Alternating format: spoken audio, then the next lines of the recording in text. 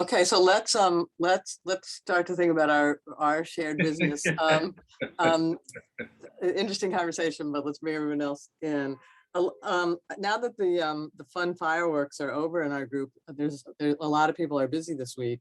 Maybe it's just really is like the first half of September and people are busy. There are a few more who are joining us, I believe, but there are a lot who are absent and a lot who are going to be a little late. So it might be a very intimate group. This may be telling us something. And, if it turns out there's only, the 6 of us, 7 of us. Oh, Andy's here, but having internet issues, so maybe phone. Okay, hi, Andy. If it's only yeah, I'm here. I'm the 202 number. Okay, we got you. If it turns out it's only the the 8 of us, we may rethink about what the project.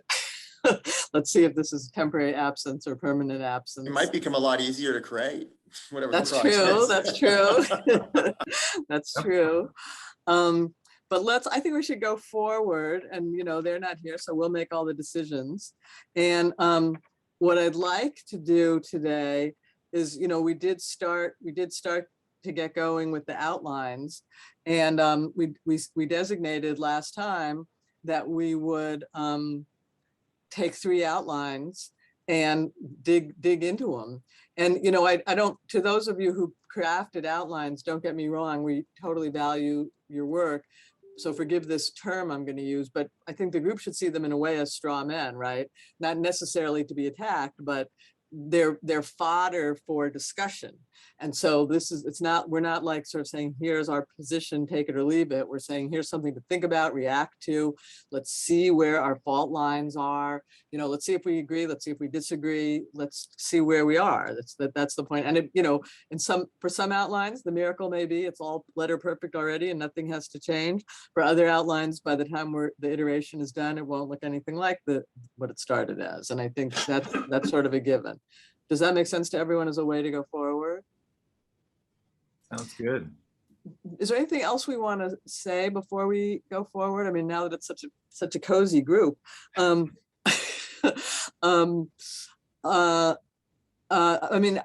let's just do a little bit of this. Any other thoughts? And forgive me, I should have started this. Any other thoughts? I mean, we had a long discussion last time about, is it a report? Is it an 18-page report? Is it a 100-page report?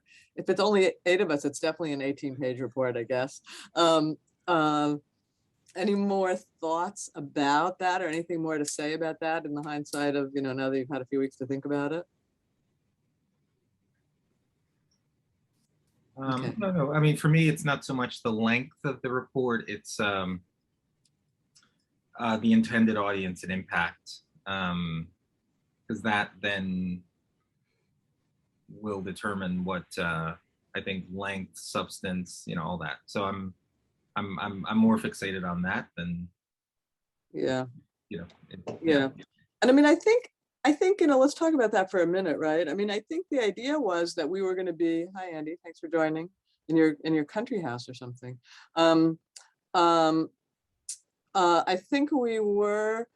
I think the idea was we were going to have a kind of impactful show of names, right? And people were going to say, wow, how did they get, not to put too fine a point on it, but Ian Rowe and Chris Stewart to agree on this, and some other bunch of names too in there. And then the idea was, for your sector, for the K-12 sector, widely, this is thought leadership, quote unquote, phrase I hate, but this is thought leadership and sort of setting an agenda, suggesting anyway, an agenda for reform for some time to come, and influential attention. I think those people don't like to read. I get that. I mean, that kind of audience, nobody likes to read anymore. And my reports are always about 5 times too long. On the other hand, you have to have enough detail that it's not just like an op-ed page kind of op-ed piece, because you got to look like you did some work and there's some substance to it. So it's somewhere in between. 4 pages and 100 pages. Where exactly in between is going to be the issue. Does that sound right to people? Yeah, I mean, doesn't narrow it down very well, but Right, true. I hope it's closer to 4 than 100. Let me just say that. Yeah. Well, I mean, maybe we can do it in 20. And still, depends how much we take on. Okay, well, let's, there are a lot, I mean, the bottom line here is there are a lot of questions in our future. Are these other people gonna come back and show up? And is this just really a freak accident, or are we losing altitude here? I mean, are you getting the impression from the people that are not here that this is like, have they been explicit about it? Or nobody's called me up and said Kenya has called up and said I quit because she's busy. She isn't, it's not ideological. It's that she has a new job and she's just too busy. It's too bad. She was a kind of interesting centrist figure, centrist in our context, but she's gone. Everybody else, it's just like they couldn't make the meeting. And some of them like bothered to tell us a few weeks ago that they couldn't make the meeting. Quite a few of them told us this morning. So it's like, I don't think it's high on anyone's priority list. And this is all Bailey talks. This is all Bailey talks about. Well, that's good. I'm glad it's high on his list. With all of our lists, it's high on. But these other, can't get him to shut up. When's the next meeting? It's actually making him a little tedious to hang around with these days. Yeah, I will say I mean, maybe this is just not knowing, like, I haven't had conversations with anyone else. What I will sort of just reflect for myself, I'm surprised how busy unexpectedly it's been over the last 2 to 3 weeks. Yeah. Some of that is like Delta and like all the confusion with reopening schools. Yeah. Some of it is all the chaos coming out of the administration. Yeah. Like what my September has been very different from how I thought it was going to be. Yeah. Weeks ago. Maybe that's just like happening with others too. No, I think that's right. I think September in general is usually a pretty crazy month, and mine is also crazy. So let's hope that that's the case. I think we should go forward this time, and make a good show of some progress. And maybe we don't have to stay here all 3 hours, but let's see what we can do let's look at the 3 reports. And then if it turns out next time there's only 8 people, then we'll reconsider, and maybe we won't have a full-fledged meeting, and we'll see what we want to do. I appreciate your being here, and I appreciate your interest in it. Robin, sorry. Just wanted to say, I mean, here on the busyness, I mean, that's definitely why I couldn't make the last meeting. It's just insane, both in just terms of, showing up for the meeting, but also just focusing on this rather than the crisis moment that continues on and on. But I think that I'll just put one other dynamic on the table that may be something that others are feeling, but, I'm still not at the place where I have a clear vision of kind of what our thing is, like the nation at risk. It was a thing, and there was a call to action. And I understand that, part of the process is writing things down and getting to the thing, but I still keep holding out hope, but. Yeah, fair enough. That's totally fair. I think that's very fair. And I think, I'll just say this, on the groups that I've pulled together, hi Denise, the groups that I pulled together where it was my topic, we had a kind of manifesto going in. And I pulled together people around that manifesto and, who I thought would be supportive of that manifesto. We don't have that here. I didn't pull you together. I don't have a manifesto. So we are looking for one. And I think I feel like we can, there's a good chance we can get to one.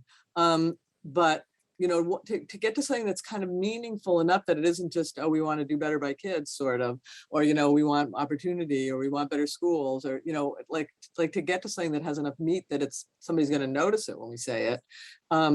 That is taking a little work. But I think I get the point. Like if you knew we were coming together to write the report that said blankety blank, so maybe we should give some more thought to that. I don't know. I hate to go back to a general conversation. Let's do what we were going to do today. Maybe we'll schedule some time at the beginning of the next session to reprise that, because that's a really good point, Robin. I think that's a really good point. Yeah, so what the heck is our message? At this point, given the uncertainty, given where we are in reform, some kind of groping our way toward a vision is just a necessary process, and I appreciate that. But I think that we'll do some of that today. But yeah, I think folks are hanging on because this is a great group, but at some point we're going to have to make a call. Yeah, no, I think that's really, really helpful. I think you spoke for a lot of us. Anyone else want to? Yeah, can I just connect Robin's point with Ian's question? Because that may help us in a way. To me, the uniqueness of this group beyond just the minds that are involved is that it was explicitly constructed to, yes, create some of the fireworks that we've seen. It's explicitly constructed to represent leading both conservative and progressive minds, thinking about education. And that leads me to Ian's. That doesn't give us a purpose or necessarily, that doesn't necessarily give us a manifesto, but what it does today is, who would care if we could say we brought together people from different sides of the spectrum and they agreed on certain principles about how we reinvent school in America. And I think there are two audiences that jump to my mind of like who need the air cover of, frankly, of bipartisanship or nonpartisanship, depending how we think about it. Some of those are legislators, and some of those are in even more political position, which is school system superintendents. Yeah, and the like. exactly. Right. And so I think that doesn't give us an idea per se, but maybe if we start thinking about those two groups, what would we want to be able to, what's the actions we would want them to be able to take, knowing that there's certain things that they can do that have support of leading thinkers on all sides of the spectrum. Yeah, and what I would add to that, that's really helpful. I mean, I think in a way, the most interesting words you said were air cover. Like if they're not ready to kind of move in this direction anyway, or thinking about this, like no one's going to do it. Like we're giving wind in the sails of the people who want to do some of the things we're going to talk about anyway. So like we're not inventing like a brand new roadmap. We're giving air cover. That's really smart, I think. And I think the other important constituency is funders, right? Taxpayers pay for the schools, but foundations pay for the innovation. And here's innovations you can put that aren't going to just fall apart because they get shot down by too much, or at least you'll have some air cover for when they start to get shot down. I think that's good. Anybody else want to add to that? I think this is really useful. I mean, we're not there yet, as Will sort of says, this doesn't quite answer the question, but we're getting toward a space. I actually think I haven't thought about that, but targeting the audience, particularly the philanthropic community, could be interesting. I was speaking to a very significant funder of charter schools the other day, and they're very concerned with the rapid adoption of critical race theory, and they're wanting to support efforts to reduce the presence, again, whatever your ideology is against this, and yet they were continuing to fund some networks that are strongly espousing this, but no one was confident. No one actually had the courage to. Of course, I did, but no one had the courage to say, well, maybe your withholding of philanthropy could be very powerful. There's the philanthropy has many levers that they usually think about are writing a check, and maybe it's time to pull back. Anyway, I've never thought about it. I'm not sure we'll help them do that. I think because I'm not sure we're going to say, but I don't know. I don't know how bold we are planning to be. Yeah. I think that's well. Let's see. We'll see. Anyway, Can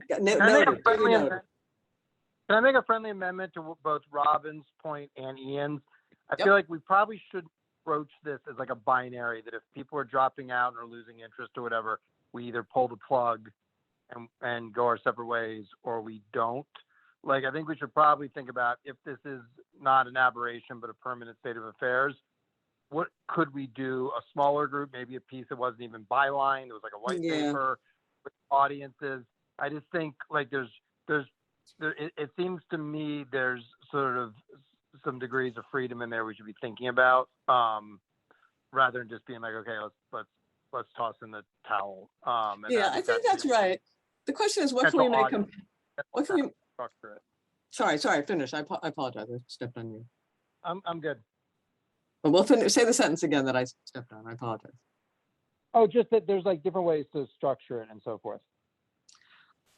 So I mean, be the like question. that guy in The Mandalorian, and when I'm done, just be like, I have spoken when I'm finished. Any Mandalorian fans? Especially with that sort of dictaphone effect. The question will be, justifying people's time, because it's like, I mean, what Walton really wanted when we started was sort of like a supper club, like we would get together and it'd be a forum for discussion. And, I kept saying, like, who has time for a forum for discussion if you're not driving somewhere, like no political parties are about something. So but let's cross that bridge when we come to it. Let's treat this as a aberration, and let's see where we are. I'm sorry, I'm up here alone in my office. I have to answer my doorbell. What we'd like to do now is go to our first outline, and it's going to be you, Will, and if you could present. And let me just say as a kind of caveat, and if you could wait 60 seconds while I open the door, it'd be cool. But my envision of the first call to action, sort of imperatives, why we're doing this, involves Will's good contribution, globalization, but also race. Chris Stewart was supposed to help with the race part, and Will and Chris, for whatever reason, we won't put it on anyone present or absent, didn't connect. And so we've only got the globalization part, global imperative, not the domestic imperative. I think eventually they should be two. So keep that in mind as we hear what's in here. And now just bear with me 1 second.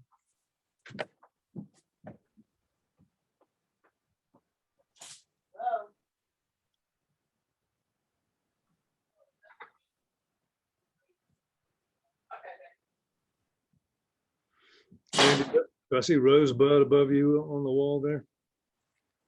It is actually that. Oop. Sorry, I keep doing the wrong one. Yeah, we're having a little internet trouble right here today. That is actually my mom's, since we're not publishing these videos, since this is private. Yeah, that is my mom's sled, and then one of my uncle's sleds. And wow. then one we picked up, yeah. So there is actually pedigree there. Right. Good catch, Will. Are you ready? You ready for me? We're ready for you. And you can, if you want to share a document, go for it. If not, no need. Do whatever you like to do. That's taxing my technical capacity. You sent that around, I think, did you not? I did send it around. Yeah. So I hope everybody had a chance. Do you want me to put it on the screen? I think that you'll have to do it. Yeah. Is that useful or not? You tell me. I don't have to. Oh no, I don't think they need to see. I mean, if you've seen it and had a chance to look at it, and I'll hit the high points here. Okay. Okay, that's fine. That's easier. Yeah. Well, go for it. Okay. Well, thanks. So just to go to Robin's point, and the context for all of this is that I'm assuming that we're trying to get, that the kind of the mission statement or the problem statement that I heard, or that stuck with me anyway, was, the need to rebuild the cross-partisan coalition around school accountability and school improvement, K through 12, and that, through two Republican presidents and two Democratic presidents, we had a pretty interesting meeting of the two sides around choice and standards and accountability. And so, that seemed to have unraveled sometime around 2015 or thereabouts. And I thought that one of the key purposes here was to see if we couldn't get that kind of synergy back. So that's what's in my mind as I do work on this. So I volunteered to talk about what I think is an important way to broaden the case for action around school improvement and reinvention, and that is, a national interest case to go along with. And I'm glad you said it, Tamar. The most compelling moral argument is that we need to provide everybody decent quality, equal educational opportunity, and we're a long way from doing that. And yet, this is absent from the general political conversation. You don't hear much about it in Washington. It seems to me we need multiple arguments for why the public should, around which we could galvanize the public to take an interest, as they did around Nation at Risk, in a strenuous national effort to make our schools better. So that leads me to the idea that we need to link this question to a pressing national challenge. President Bush has, excuse me, did I say Bush? President That's really Biden, interesting slip. I'm sorry, President Biden. I had the 4 presidents in my head, and 2 of them were named Bush. President Biden has called the strategic competition with China as the defining question for the country. That is the competition over economic and technological leadership in this new century. The competition between, liberal democracy's ability to produce innovation and wealth and economic dynamism, and the totalitarian model that the Chinese are offering instead. And that's a competition that we've got to win as a nation. It seems to me that is a compelling argument for people who may not be as steeped in educational policy conversations as the people on this call.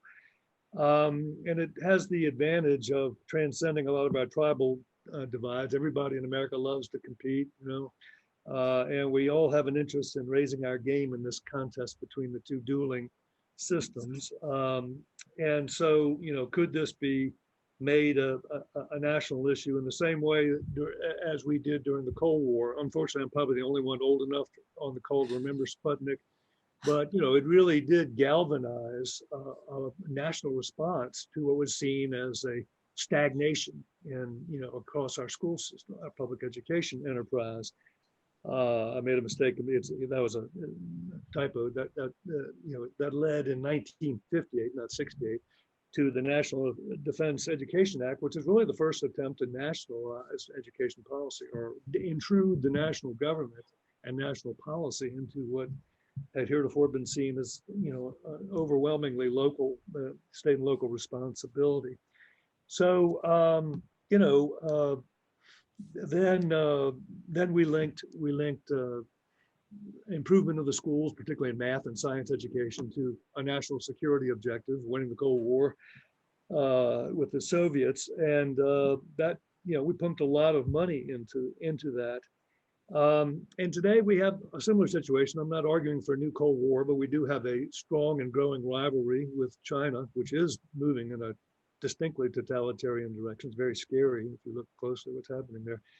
But in any event, they're already saying that they've eclipsed us, and we're the declining power. They're the ascendant one. And they seem to be acting, their diplomacy increasingly reflects that, what they think is the reality. And yet, we haven't really begun to think about how we would compete in a stronger way on economic innovation and technology. Certainly not systematically as the Chinese approach this. So so I think that one way to build a sense of urgency is to keep drawing public and politicians' attention to the reality that our students do very poorly on international comparisons. They're lagging their counterparts, particularly in Asia, and particularly in China. You look at PISA, you look at TIMSS, you look at every way we have of comparing student performance internationally, and China winds up at or near the top, usually contending with Singapore for that honor, but usually at the top, and we're way down. In the PISA rankings, China's number 1 in the composite average of math, science, and reading scores. America's 25th. On math, we rank 37th. In the TIMSS scores, it's basically the same picture. 15th in math, that is 4th graders are 15th in math. China number 1, China's number 2, Singapore number 1. And the TIMSS scores are particularly important because they show a huge gap in in the performance, a huge gap between the performance of the top and bottom performing students in these tests. And the US gap is bigger than most of the other countries that take the TIMSS test. Obviously, this reflects the social inequities of our society. It also reflects, I think, the persistence of underperforming schools in the communities that most need better schools. So, I would say we have a pretty compelling national interest in closing these education gaps, in raising the general standard and averages of US students, and that we need to really start benchmarking our curricula and expectation standards for student performances to the standards of proficiency achieved in reading, math, and science, particularly by our top global competitors. This is not an argument for, adopting a Chinese model of education. That'd be the last thing I'd be for. But it is an argument for benchmarking the competition and making sure that this enters into the debate about school improvement, along with the very compelling equity arguments that we need to be making. And of course, it points to the same conclusion, that I think the equity argument points to, which is that we need to speed up the evolution toward a modern 21st century reinvented school system that is nothing like the old factory model that is defended to the death by the teachers unions and the central school bureaucracies and school boards. We all know what that means: more parental choice, more school autonomy. I would say more qualitative measures of school quality, because the narrow emphasis on tests did us a lot of damage, and we've got to rectify that. And real consequences for school failure. It seems that we've lost the political will to drive along all these dimensions, and this is all about trying to rebuild that will. And as we've talked about in this group often, it also means to me a more seamless transition from what happens in K through 12 to the labor markets, helping people who don't necessarily need or want to get a very expensive 4-year college degree, find multiple pathways to marketable skills and credentials and opportunities to be apprentices, ways that can get them into middle income jobs without taking on huge college debts, and without being stuck with only, frankly, low quality public training programs. So, this involves a kind of conceptual challenge to the ruling ideologies of right and left, right? What I'm making is a case that our national interest in winning this competition with China trumps the local, the idea that education is a local responsibility, and Washington ought to stay the hell out of it. And the left's view that somehow only the system set up to democratize public education, at the turn of the last century, is, that model is the only way you can deliver public education in this century. So, I think it allows a common basis for left and right to decry the inadequacy of the status quo and tie a national interest argument to the equity arguments that I think everybody in this group wants to make. So now we know why Will was a great speechwriter. Like, that was without a note. That was, every sentence was a full paragraph, and it was so eloquent. It's amazing performance.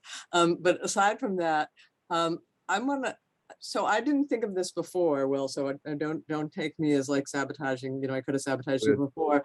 But as I'm listening, what kept coming to mind is, like, Americans are gonna say, well, wait, like, we're like, look at our technology, look at our, aren't we way ahead, sort of. And so what I would tie to it, the friendly amendment, I would wonder if it's worth tying, is, we're still head to head with them on smartphones. We're still head to head with them on manufacturing, whatever, smart manufacturing. We're still head to head with them on robotics and blah, blah, blah.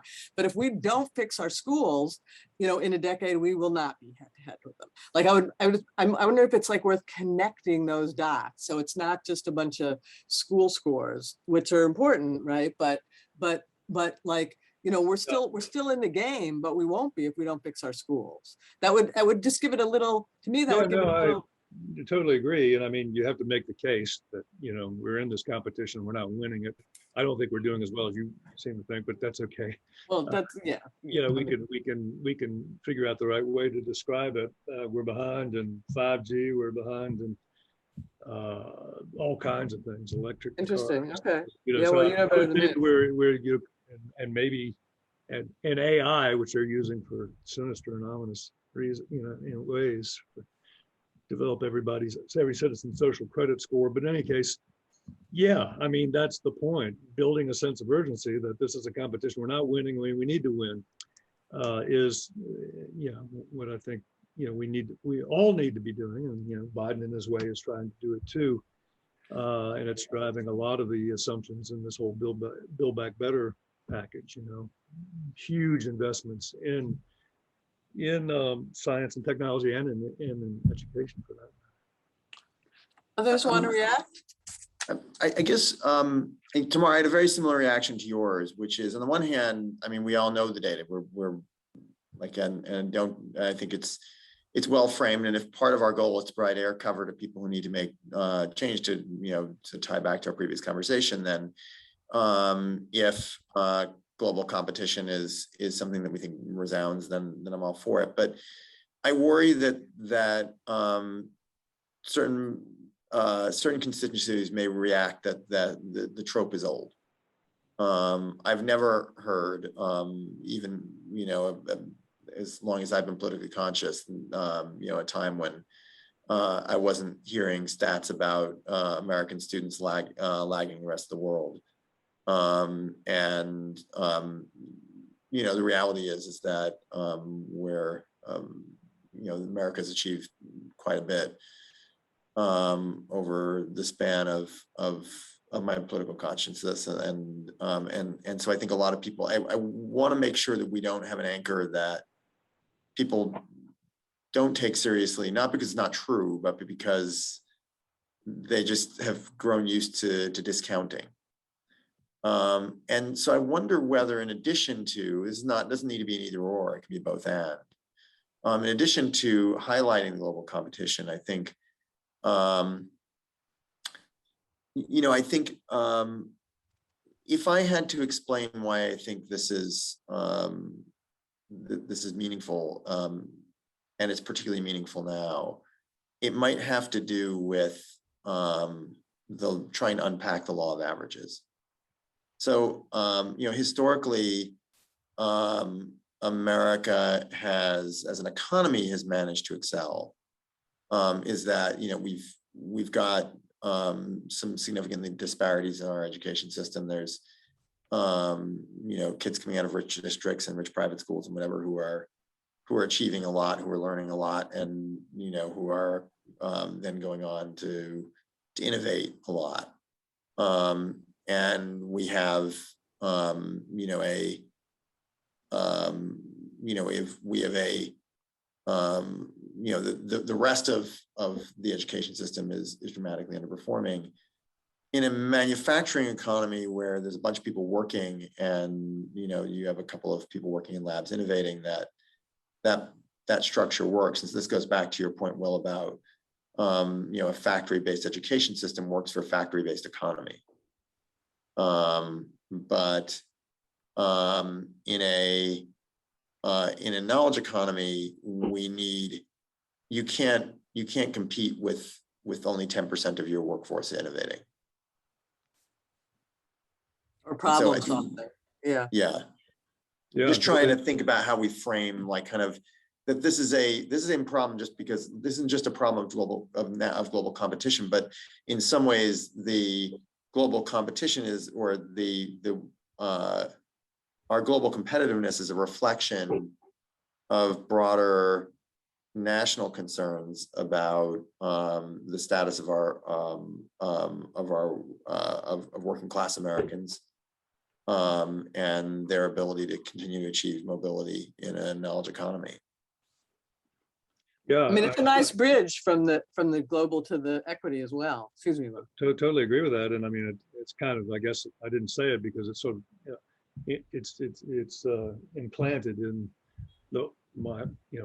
our case for the new for reinventing public schools and, creating a system that meets the needs of a knowledge economy, not the factory economy. So I totally agree with that.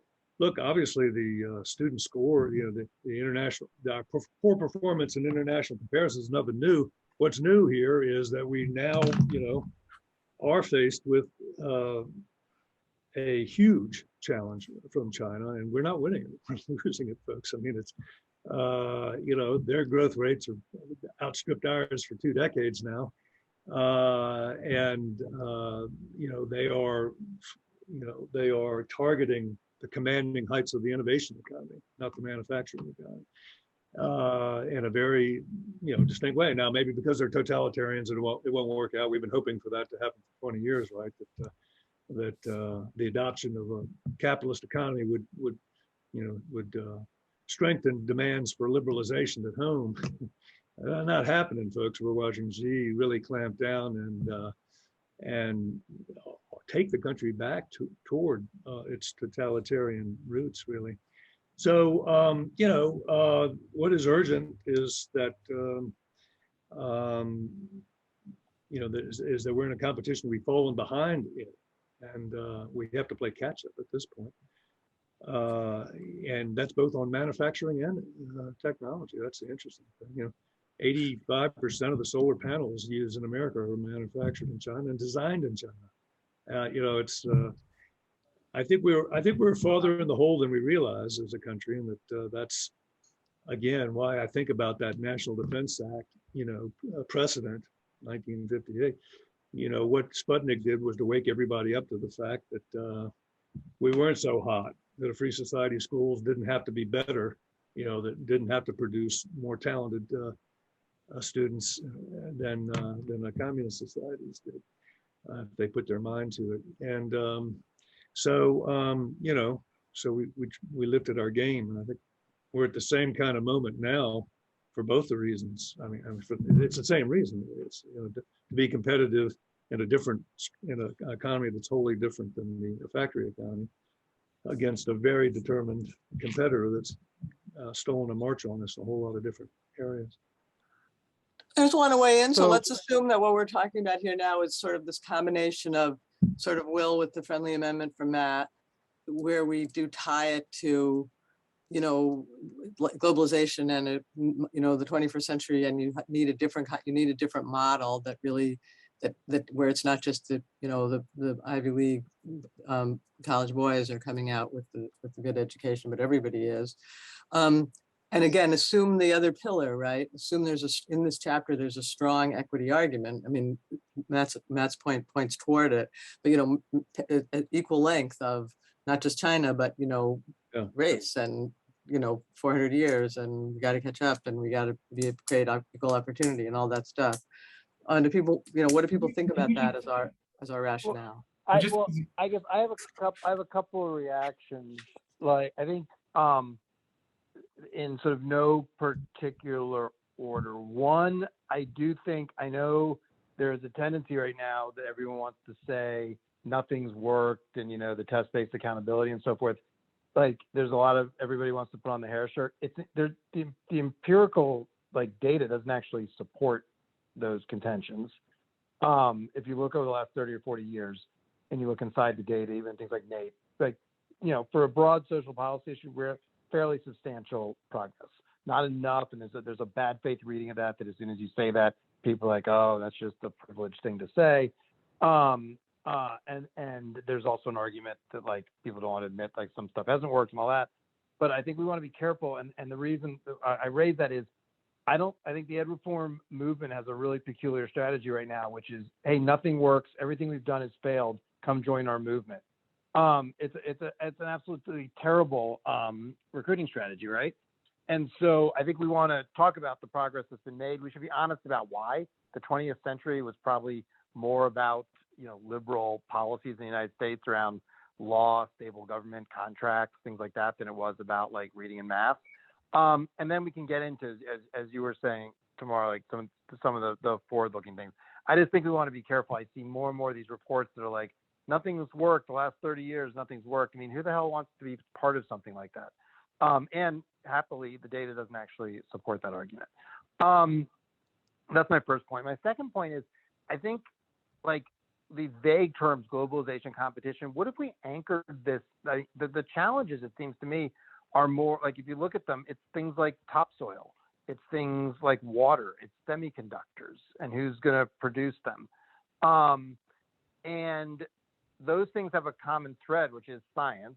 And the countries that can sort of dominate science are going to dominate those issues and are going to do better. And so maybe if we tie it to like some fairly specific issues that people can understand and why we need to sort of science them, it might, I just think these broad, to Matt's point, these broad arguments, people do tend to sort of write them off rather than we can sort of identify some pretty specific challenges and then sort of anchor our argument. Not that like our education reform needs to be about solving the topsoil problem, you know, or the water problem or the semiconductors, whatever, but like these are specific kinds of challenges, what they have in common, and we can kind of anchor it in that. I think that goes over better than like it's the Japanese or it's the Russians or now, you know, the Chinese.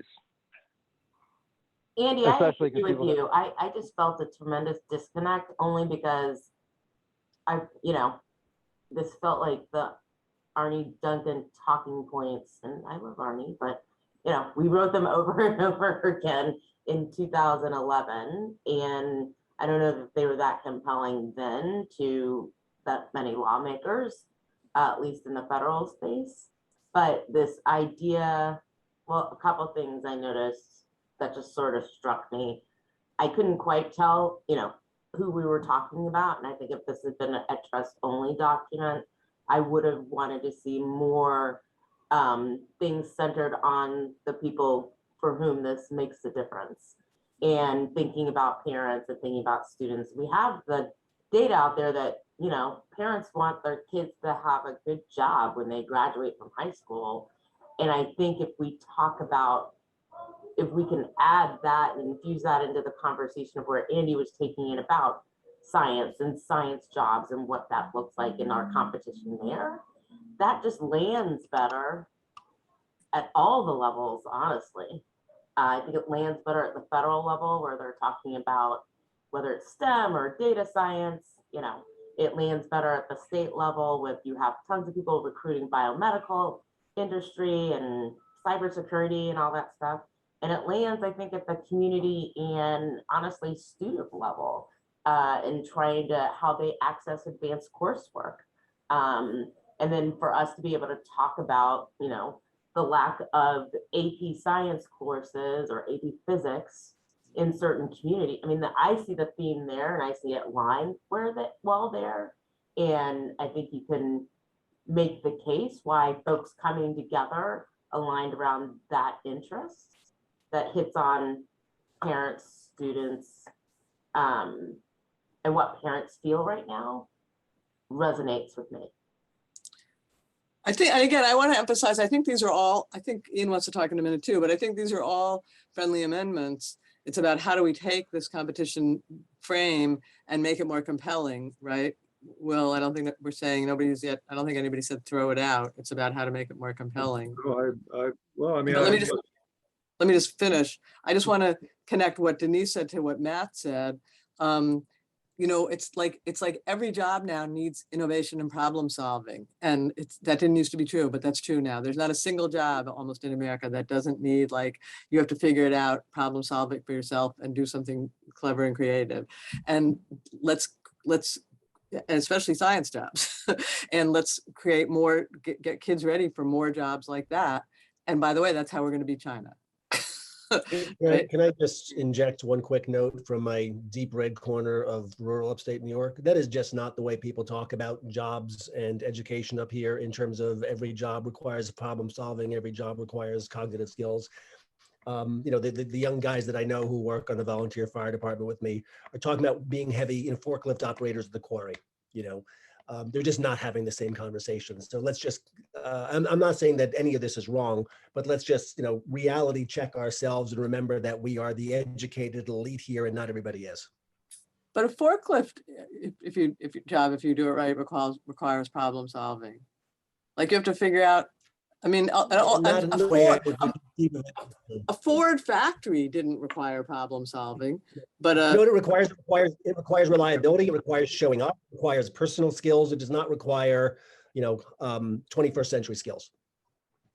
I I wonder if like some of this like is more reminiscent to me of back in like 2005 and 2006. There was a report called the Gathering Storm that was like, it sort of became a framing mechanism that invested a lot in R&D, STEM. The AP incentive grants sort of came out of that. It sort of gave birth to the National National Math and Science Initiative.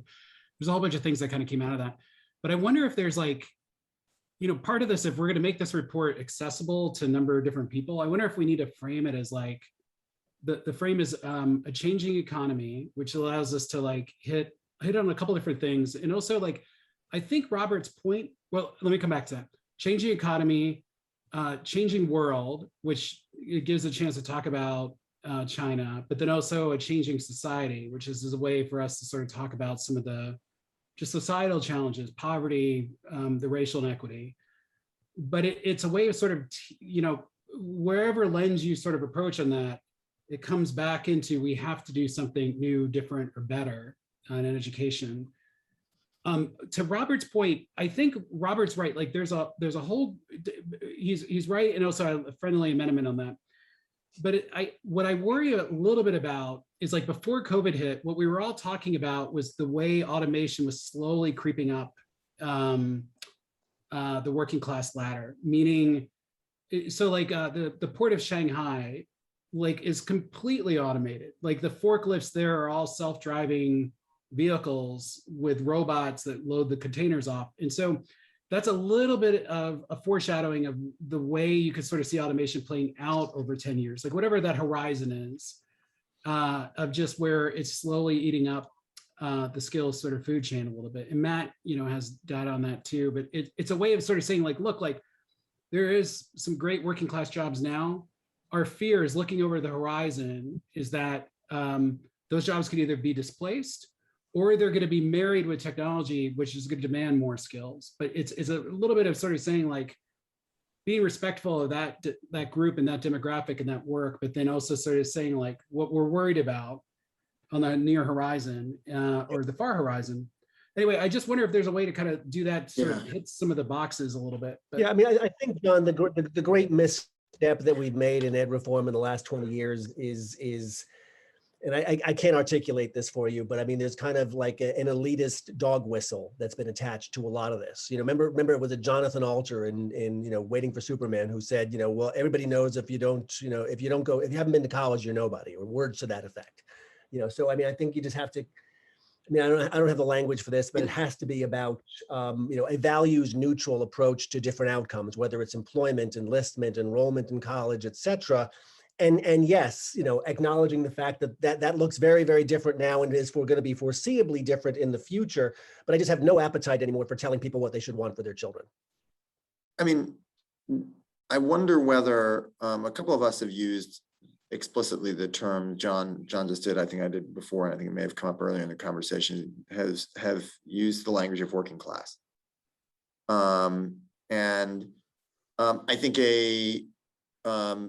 there would be an argument that says that we actually frame this report around how do we create a education system that can ensure that there is continued opportunity for people to, that America's, that we're, because I think you're right that we don't want to make this about, kind of elite education. And that's not to say that we don't want to have excellent education at all sides of the spectrum for all students. But the part that I think the students who are getting missed today, and the reason why kind of the global competition numbers kind of miss this, is that students who are coming from working class families and who are perhaps aspiring to working class careers are getting underserved. One thing I might add is that when I think about the international comparisons, I mean, similar to what other folks are saying, a lot of us have heard that data, for decades. And so it sounds like we've been down this road. And I think the thing that has always surprised me is that I think Americans have heard that, national competition, we're lower than Singapore, all these other countries, but there was a perception, but that doesn't apply to my school. Like my neighborhood school is fine, even if, the overall system. And so it's sort of the country's been able to perpetuate because the perception is my school's okay, I still get my iPad and we're fine. The reason I think there's that, we talked about the Overton window of what we're experiencing right now is that in the last 2 years, parents have had significantly greater visibility into what is actually happening in their kids' schools, and they don't like it. Yeah. And I think that applies to low-income folks. I think it applies to rich people. I mean, the Census Bureau just came out with data that said in the Black community, interest in homeschooling in the Black community has gone from 3.3% to 16.1%, right? The level of interest in choice, options, that's where I feel like we have a greater opportunity in this report for a hook. Because I think the international comparisons, they have been out there. I don't think that's going to be an animating concept for most people, when I think right now, a lot of people are very unhappy with the schooling options that their kids are getting across race, across class, in my view. And that seems to be, it feels like that, to me, that would be a hook. And then the second, I would just love to ask, we've said this term multiple times in this conversation, the equity argument. I'd really love to know, shorthand, what is the equity argument? But we don't have to do that right now, but I'd love to, because I don't know what that means, or at least I'd love to just hear what that. So let me try to clarify, not that, I'm not going to answer that, but I'm not sure whether so I said a minute ago that what I thought I was hearing was friendly amendments to Will's overarching argument. I think what I just heard was not a friendly amendment. I mean, not that you're unfriendly, but I think what I heard was like let's not go that road. Well, I'm just offering. That's okay, but hold on. That's fine. Everybody's got their opinion here. We're all grown-ups. That's what we're here to do, is like think what's good for the report. I mean, is it fair to ask, like, how many are sort of thinking about this in terms of, maybe robust friendly amendment, but friendly amendment, and how many are thinking like, check the whole notion of talking about global competition, or making it really a minor theme? Can we get a little sense of the room on that? And we'll be tough skin there and live with what we say, or maybe. I'm not opposed to national comparisons. I think they're I think they're more persuasive to policymakers than to the American public at large. So it's an element of it. I'm just not sure it's the lead element. Yeah, I would agree. I don't know. I was thinking to myself, do we need a couple pages or do we need a paragraph? I'm just sort of centering it more into it's a context, but it's not a centering for me. Well said. Do others anybody want to be more supportive? Yeah, I'll give a little support. I think we can do both. I mean, I do think like it's compelling for Republican policymakers. Republican governors care about this because they are charged with managing economies.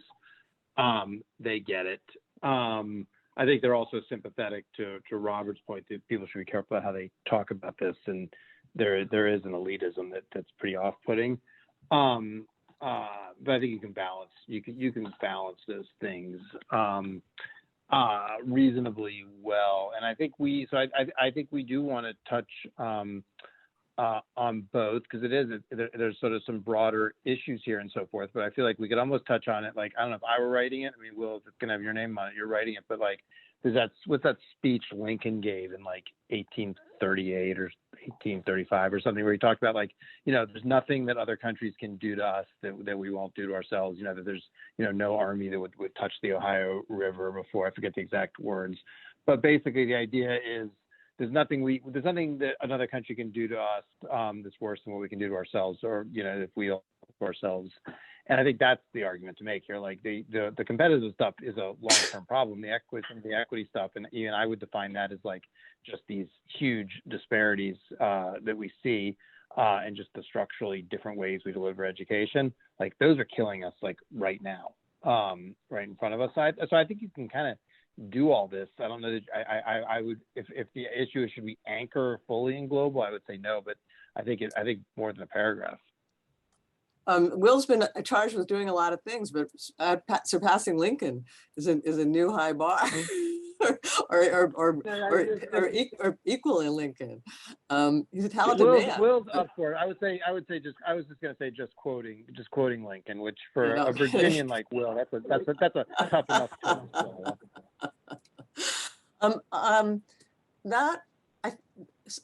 Can people live with? How do people think? How do people think about that? Like we're making this now. I'm kind of the subplot, but it's the subplot to keep, in a bigger thing. Does that? Will, do you want to speak? Well, I've always thought that's the case, but look, I mean, we have multiple audiences, right? I mean, if we're trying to build something broad that transcends any of our parochial interests, I've heard a lot of people talking about what they talk about day in and day out as education experts. But if you're trying to reach the public, and if you're trying to reach policymakers, if you want national politicians to pay attention, I mean, you've got to harness it to some cause they care about. And right now, Joe Biden and a lot of people, and they're not just Democrats, understand we're in the fight of our lives for economic leadership. And we're not exactly doing well. So, I'm trying to talk to them. This is not pitched to parents. This is not pitched to, the education experts. It's pitched to national policymakers who now don't think about education. I want to give them a reason to think about it more, number one.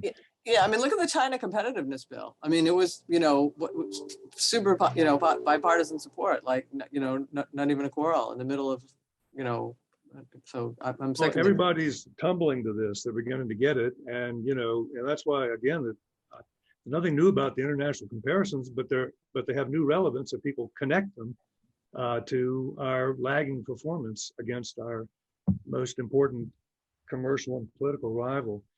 At least some people. I'm not saying everybody does, and this isn't the sole message for this group. This is just one that I think would expand the reach of our arguments. The second one, and I think I took Ian's amendment as kind of friendlier maybe than you did, because one of the things I totally agree with is that there's huge complacency in the suburbs, about schools. Okay, I want to break that. I've been a charter school person since before there was a first charter school. Okay, pushing for them. So, and so we talk about what happens in low-income communities and urban communities, and we get, we run into a brick wall in the suburbs by and large. Pisses me off. And, look, a lot of those schools are mediocre as hell. I can tell you from my personal experience, and they're certainly not up to international snuff, whatever they may have been. And with all due respect, Andy, I'm sure we've made great gains on NAEP scores, but, the international comparison is pretty relevant if you're talking about science and math and even reading. And so, I want those suburban parents who, let's face it, are not really responding powerfully to equity arguments, are they? I mean, they should. I wish they did. They're not. What might they respond to? Well, something that says your country is in jeopardy, and here's why you want your schools. You can't be satisfied. You can't be complacent about what's happening down at the high school. Is what animated me to want to add this element to our portfolio. This is not, again, the driver. I said at the outset, the equity arguments to me are the most morally compelling, but you got to have others if you want a broad political appeal. So let me suggest this. We're at the end of sort of an hour, and I think we should, I think this has been a very rich conversation, but I think we might have kind of reached the limits of it. The next normal step would be that, Will and his co-writer would go back to the drawing board and, tweak that outline some. And what I would propose is that we find you a new co-writer out of this group. Chris had his chance. He was emailed repeatedly. Are you still the co-writer? He did not respond. If he wants to come back and be a co-writer, I'm sure you'll let him in. But I think you could use maybe a partner to go back and kind of, think about how to how to craft this into something that includes some other elements, including, you know, a robust equity part. So I don't know if there's somebody on this call who, with us now, who wants to step up for that. I don't know if it has to, if the equity writer has to be a person of color, candidly, I don't know, I'm asking. You know, how do we go forward with this section? Because it's key, and we just had quite a rich discussion, and let's give Will a buddy here. You know, another, somebody else in the sounding board. What do y'all think of that? Anybody want to volunteer? I don't know writing is not at present, so I'm happy to help out.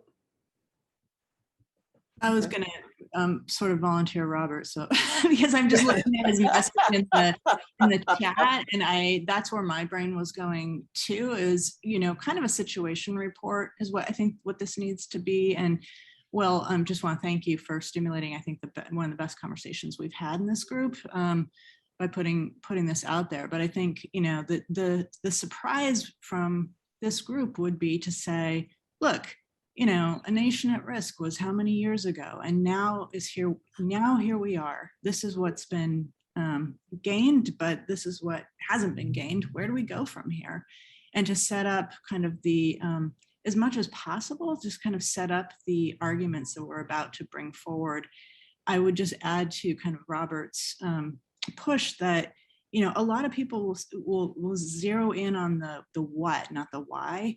And that's where we've gotten hung up. And that's where this group can actually add value, I think. The what, you know, I'll try to be short tomorrow. I know you're about to cut me off. That's okay.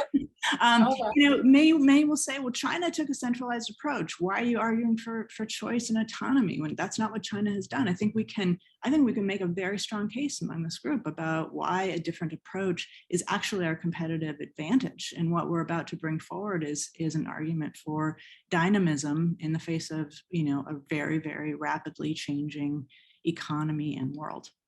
Yeah, I think that's actually smart. I think that's really good. I wasn't going to cut you off at all. I mean, what I was going to say is I think for non-education people, the why is what matters. For like non-education people could give a hoot about what. Like once you start talking about what you're actually going to do in some school district, non-education people say, give it to, you know, they give it to their staff. The why is like is always a key part of the argument. But I think you just helped us with the why.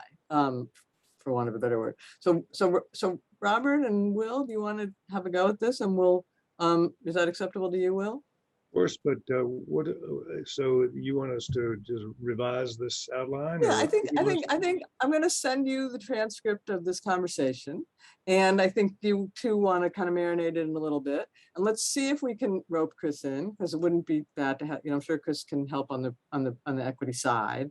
You know, at least again, we're still aiming at, you know, we're still going to have something that we're going to debate. Like we're not, you guys aren't writing the final draft. You're coming up with the next iteration for debate. And I think it can remain an outline if you like, if you don't want to get, you know, it's easier to write an outline than write words. If you'd rather stick with outline or bullets, you know, no need to go to actually start writing yet. But let's see if we can kind of reshape the concept a little bit in the frame of some of what was discussed here. Does that make sense? Iterative? Sort of, but there are two different things here. One is the equity argument, which is different. It's a different frame, you know, it's not, you know, so the question is, who's going to do that? I don't feel like I'm the best one to do it, you know. Well, that's why I think it would be good to rope Chris in. Let me see if I can set up a call with the three of you, and let's see if we can get him to come to a Zoom. And once you see if you can, you know, be still game, if he wants to help you, if not, we'll have to look for somebody else. I don't think Ian wants to do it. He doesn't, he's skeptical of the whole concept. No, I'm just curious if in a very short, I mean, Andy just said disparities, right? But what's the equity argument, that we should close racial disparities, like Black people need to equal white people? Right, well, this is fair enough. This could go to your 100%. Well, we could, okay, I don't know how, this is now we're expanding our challenges here, but we could, if you want to be the equity argument, argue part of this writing team and argue for bring everybody to 100%. No, right. That's the disparity I want to close. I have no interest that Black people need to equal white kids. You know, we've heard you make this argument. Yes. Yeah. So why don't the three of you work together and see if you come up with a chapter? Right. And I mean, I think they go together, Will, in the sense that, you know, in the way that Matt framed nicely, right? That it is about competing, but the only way we're going to compete is if many more of us are well educated.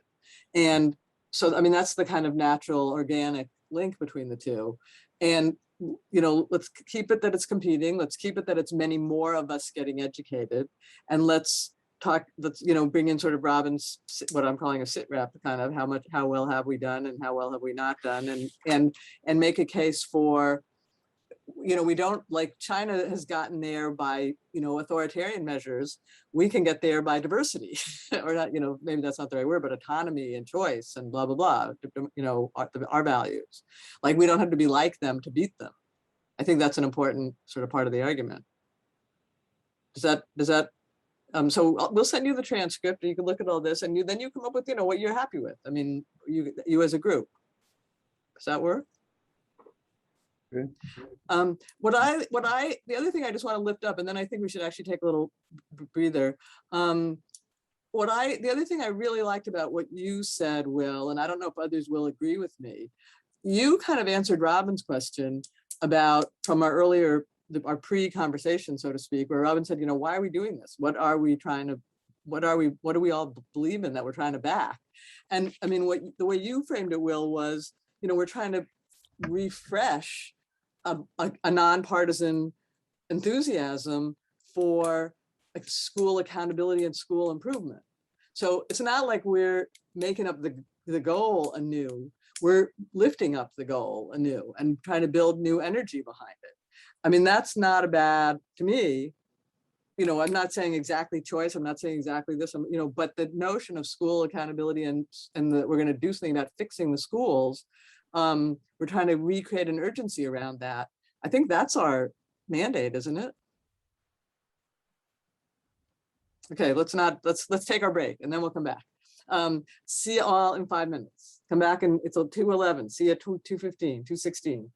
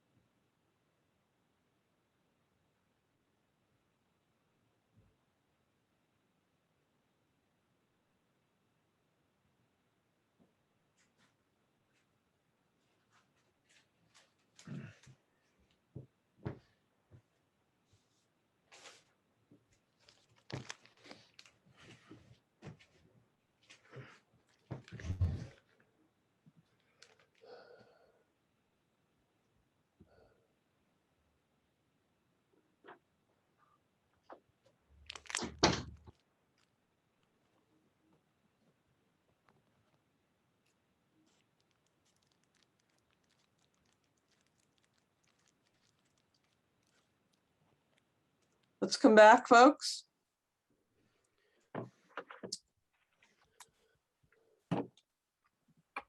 Thanks, Denise. Hello.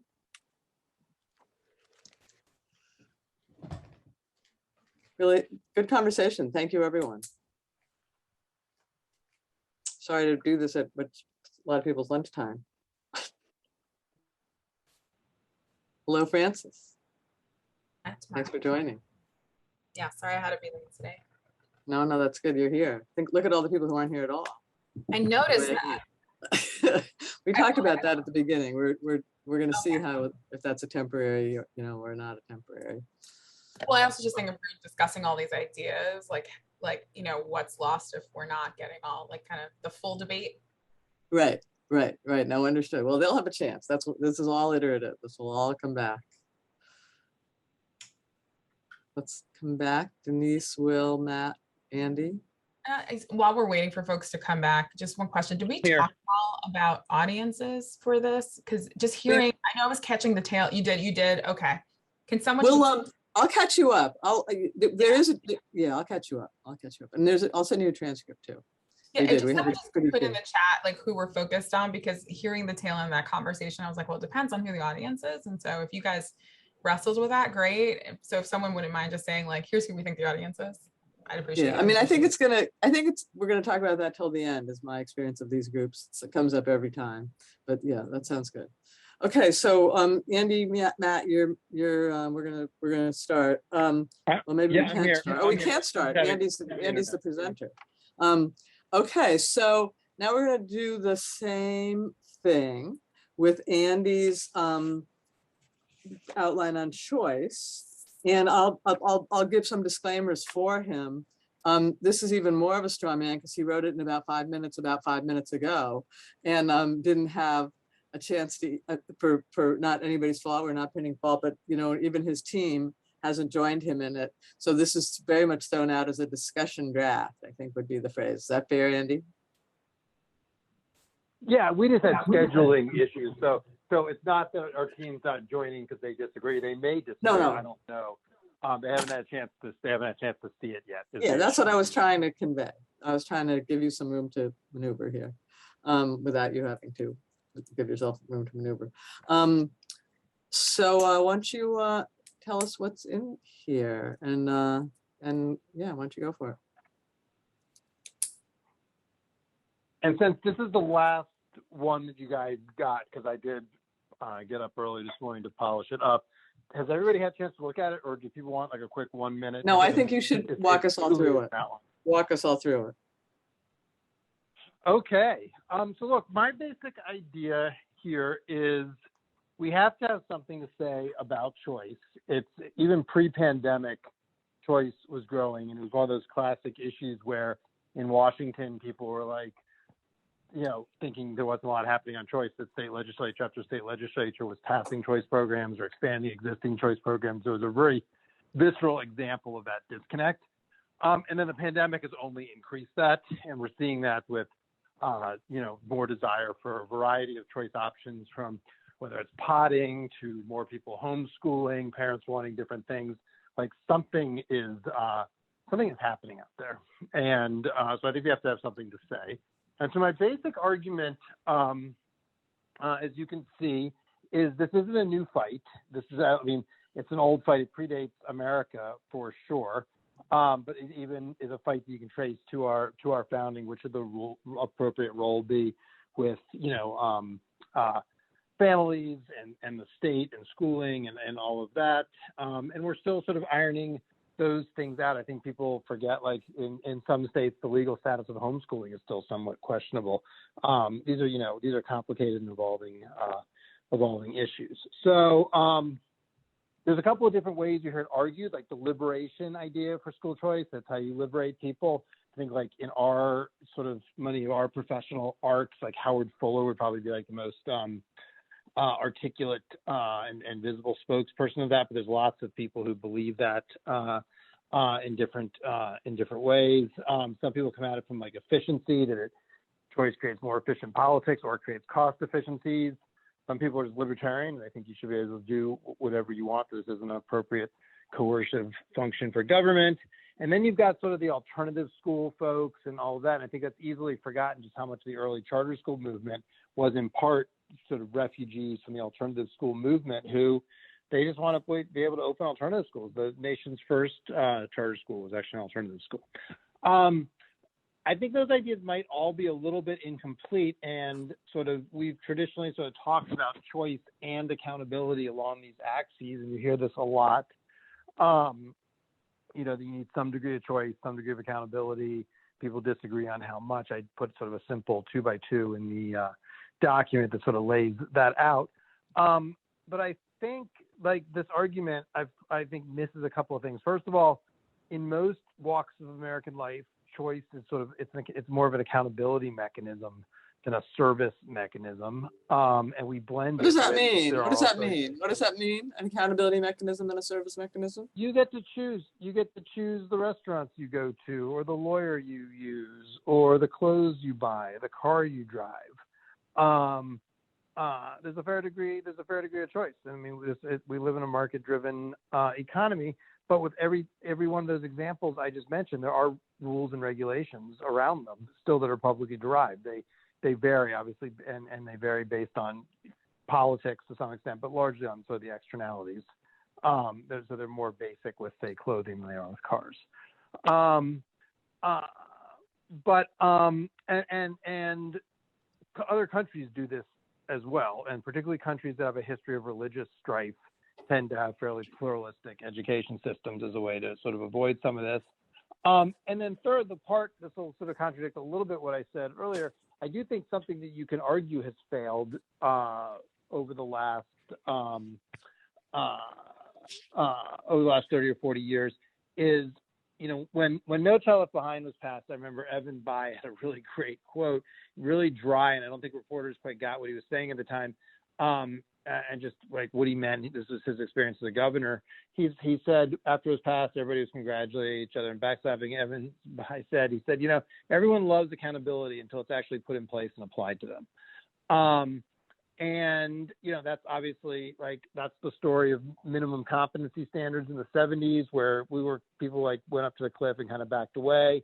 It's the story of standards-based reform. It was the story of the Clinton IASA bill. It's the story of the Bush NCLB bill. It's certainly the story of the Obama years. And we see it in states as well. And, you know, we just politically, and why would we expect anything else? You have essentially, you know, a political system that's largely controlled by the stakeholders in the sector. Why would they regulate themselves? You say this about Wall Street and everybody's like, yeah, of course, that would be a crazy, you know, that's why we have the SEC. You say that about education, state boards of education, and people think you're like terrible, but it's the same. It's the same political pathology. So if we want sort of positive improvement pressure, I don't think this idea that it's choice and accountability may be the right way to move forward. We may be having to talk much more about choice just as accountability. And there is some evidence there, like Florida is a particularly compelling case. So in terms of the politics and all that, I actually think there's something for everybody in some ways. I mean, often this stuff has something for everybody to hate, and this certainly does too, but it's also got something for everybody to like.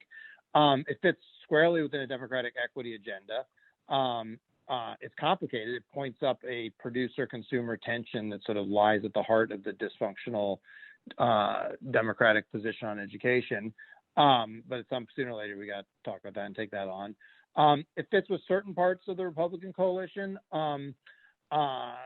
People like empowering families for different reasons and different families, but accountability might be an easier sell. And I actually do think there's potentially a way here to create sort of a cross-party, cross-class, cross-race coalition around this issue if it was done in a way that sort of takes advantage of the moment and talks about choice in that idea of sort of mass customization and more options and so forth, and as a way to have the system be more responsive to you as we come into year 3 of people feeling the system's not especially responsive to them, and with good reason. So that's the basic idea, the basic argument. And like I said, and like Tamar said, I own this. So if you hate it, like, feel free to rip it apart, but don't rip apart my well, don't rip apart Frances because she's here. You can rip apart Darrell because he skipped the meeting.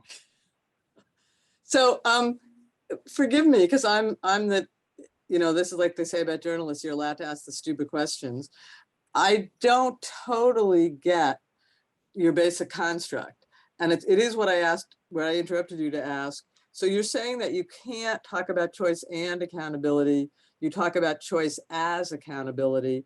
Can you unpack that for me? Like what does that mean? Sure. It's not a dumb question. I mean, what I'm basically saying is I think we should pick we being the reform movement, should pick a big fight on choice in its different forms, not at the expense of other kinds of publicly derived accountability rules, civil rights protections, all that, but we should become much more vocal on choice than we have. And that's because traditionally we've thought that what you need is a lot of standards and then some choice. So for some people that's like public school choice, for some people that's charter schools, for some people that's vouchers, and you kind of move along that continuum. I did it as a 2x2, but you could also just do it as like a basic, graph with like, standards on the y-axis and accountability and choice on the x-axis. And what I'm saying is like we should stop talking about choice as like a function of something and instead talk about choice as an accountability strategy and as a way to make a more responsive system that's more empowering for people and gives them their voice rather than something that we sort of, use in different degrees as we continue to pursue sort of a standards-based model. Okay. And what would it mean? And what's the argument for you? I mean, the way you put it a minute ago, not as a service. I mean, not. I don't quite get these distinctions. We've always talked about choice as like a way to maybe better deliver education, give parents options. It's a service mindset instead of this is a way for you to hold the system accountable. It's a way to give you power. Got it. And the liberation folks, by the way, have talked about power. I'm not implying that no one has talked like that, but like that has not been disrupting power arrangements, giving people power. Those kinds of things have not been a sort of core part of the mainstream choice argument. This is the way to fight back, basically. Okay. Yeah, and this is a way to force people to put their money where their mouth is. If the Democrats truly believe in empowering the poor, as they say they do, then why is education the one place where we don't do that? And if Republicans truly believe in the things that they say they believe in, like equality of opportunity and so forth, why don't we do that? I think it's a way to force some political conversations that are not happening right now. So humor me one more question, and then I'm going to throw it open to everyone. So once we make this argument, like, how's the world going to look different? Like, if our argument takes hold and everybody buys it and the world changes in the direction, like, how's the world going to look different than it does? Well, most of us will probably need a new set of funders. So that would be one way to look different. Perennial problem. I think the way the world looks different is we hopefully start to build, as I said, like some we build some more fertile cross group coalitions, both politically. I mean, essentially right now, the choice movement is fairly, there's stuff happening, but you're not seeing sort of really robust cross politics, whether that's cross race and ethnicity, cross income, and class, and cross party, particularly not cross party, and that there may be a way to sort of spark some new arguments around this issue. But would choice look on the ground look different than it looks now? Forgive me for shouting. There's something about not being able to see you and impels one to shout. Would choice on the ground look different? Yeah, I think it would look different in that we could potentially see more options and see more taking advantage of this. That's my hope. Yeah. I don't know. Okay. I mean, I don't have a crystal ball, but that's my hope, that we'd have a more robust politics. And we could capture. It's almost like, I think of it as like judo. There's all this energy out there right now, but no one's like capturing it in a way that's like driving it towards something productive. And my fear is that it will want to live their lives, and so it will dissipate. Parents are super frustrated now. That frustration at some point will dissipate. Yeah, got it. Yeah, that's compelling to me. Capture the frustration. Okay, so I've talked enough. Other people want to react to this? I just have a clarifying question. Robin put an interesting data point in the chat, which is that as of 2016, 54% of kids are exercising school choice. Is that a policy thing, or what about a parent that just moves to the suburbs to attend great public schools? Is that captured in that number? It's been a while since I've looked at those definitions. It comes from NCES. In most of our survey work, we stick to kind of the definition of attending something other than your assigned neighborhood school. So it wouldn't capture the kind of suburban move shift, which is really hard to quantify. So I'm guessing it's not captured in that. And so, we should acknowledge that the actual, the broader definition of choice is much, much higher. Right. Most people choose. Yeah. Or much lower. That depends where you live. Yeah, right. I mean, if you have the means to move, yeah. Right. Not just that, but like if you live in an urban, or you live in New York City, for instance, like most people have a choice to attend a school that's not their zone school. I mean, there's a lot of complexities around that, but you've got, the ranking system and all that. That's not the case in a lot of suburban and rural schools. Yeah. So when I think about this, and by the way, driven by urban. Right. Well, I think there's an opportunity there. And by the way, I'm trying to stop using the term school choice because there's so much baggage around it. I do like parental choice in education because it centers parents more. But I think when I talk about this, for me, it's like a fairness point because choice is happening all the time. My wife and I, we moved to a small little town in Pelham. We wanted to get out of New York City, and we're in lovely free public schools here. Doesn't mean that there aren't issues, but we exercise choice, and that's happening all the time for middle and upper class folk. But we rarely talk about the juxtaposition of the inequity of the unfairness of access to true choice, not just choice as a political charter school. And I wonder if there's just value in really teasing out the fact that the people who we're most concerned about don't have choice, and not just because of lack of access to charter schools, but just there's lots of unfairness, and that would be my compelling reason that choice exists for a significant number of Americans by being able to go to a private school, move to the suburbs, and then be quite content to let the rest of the system go to hell. I mean, I've seen it in the flip. I'm here in DC. I've spent time talking to families east of the river. And especially when they were closing schools down here, a lot of the choice from a lot of those parents was like, fix our school. My grandmother went there, my mother went there, my uncle went there, fix our school, fix our, right? And that the language they used was my community, my family, the people around me, fix it for us. And so that is a choice that they are missing, right? Because they are not empowered within the political system to have a voice in what it takes to fix our school. And I live in Ward 6 on Capitol Hill, and there's a strong contingent of middle-class folks, including myself, who, are saying the same thing. So I think that is not necessarily a voice that's been, like, our choice is to have a school that our kids can walk, safe That's to. choice too. No question. That's choice too. I mean, I was a school and parents And I also think that tried to close it down. Yeah, I mean, in that narrative, what's always been two things I think have been a failure on the part of the choice movement. First, presenting themselves as competition, as if children were part of a business model, which I think is sad and disruptive. And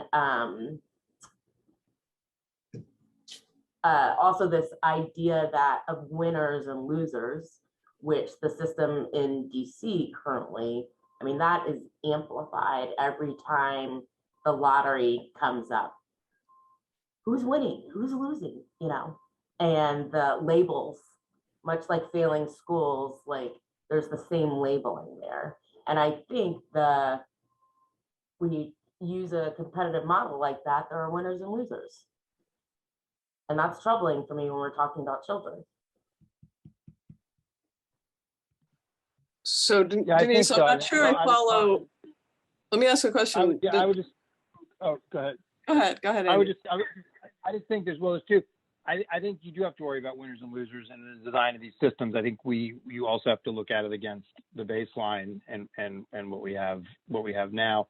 The DC thing is interesting. I worry we fight this one out always over anecdotes because, like, you know, I've sat in rooms with DC parents who have agonized over their choice because they're third generation at a particular school, but they need something better for their kids, and so they go to a charter school.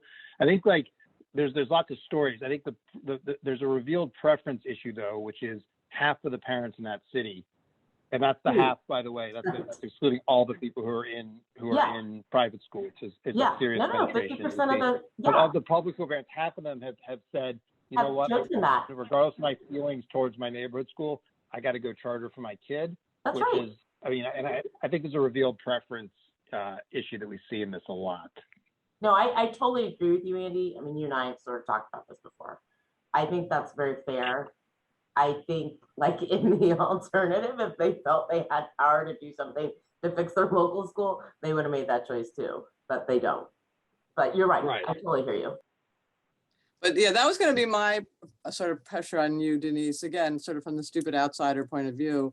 Like, are you saying they seem like two different challenges? Yes, we want to fix the schools, but are you saying we should do that, you know, their schools, the schools we have, whatever? You're not saying don't have choice because that's what the answer should be, right? You're saying both and. Both and. Oh, yeah. But also, I mean, you know, what that brings up for me, that important point from Denise is, you know, the choice movement this has been a major tension point for folks, right? Like, what to do about the problem that, you know, the original hypothesis was there'd be some magical tipping point around choice. Enough parents would exit and then districts would magically compete and respond, and they haven't. And so what do we do? And well, it turns out that they didn't tip, they like slammed back on the charter movement and kind of closed it down once the competition got tough. So where does that leave us? Like that I feel like we have to grapple with those level of questions here before we can put out something authentic. I think it's an excellent point. And I think a lot of it is like coexistence. How do you do that coexistence model? And the other thing I think back on where, again, I think both systems missed the ball is there was also a sharing of practices. Right? A sharing of practices. If you found something really great was going on at basis, that should be shared with the other middle school down the street, and that did not happen.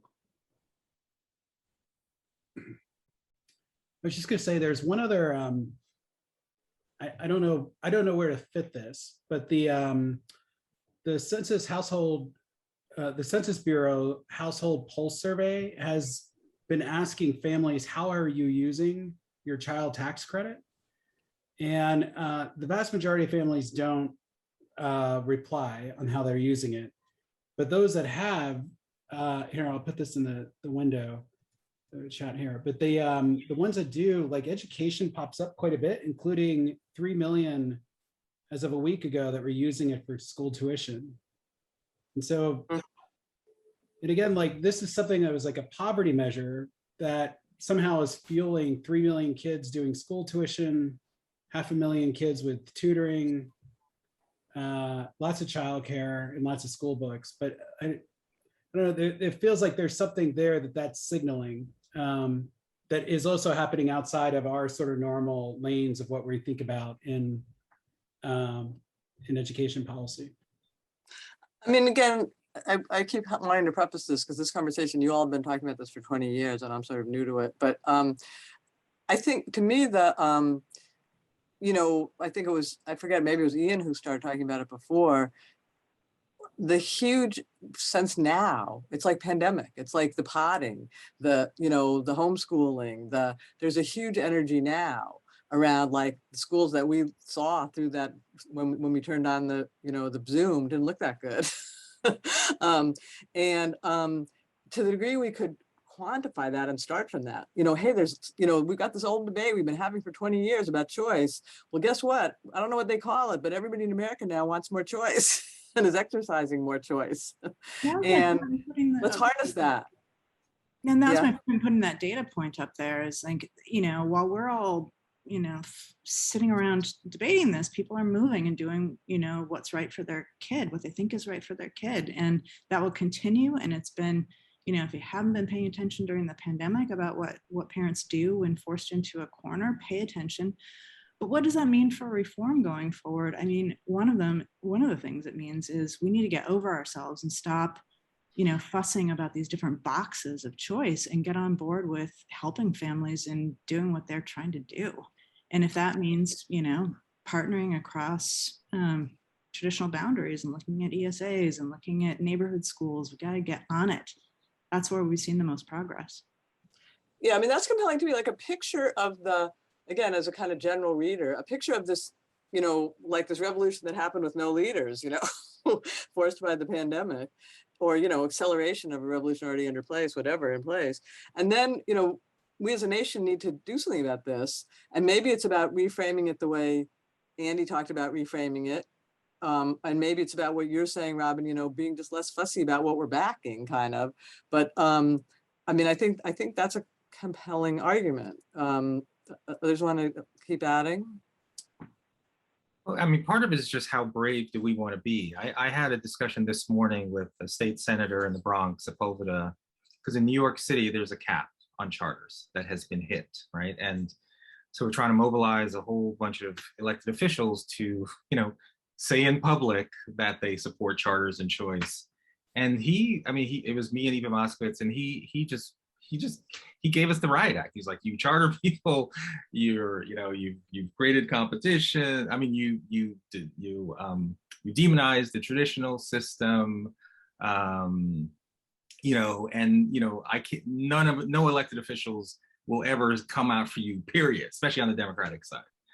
And it's like, but wait, you guys are always saying that you care about low-income kids, and he's like, yeah, whatever, but we're not coming out.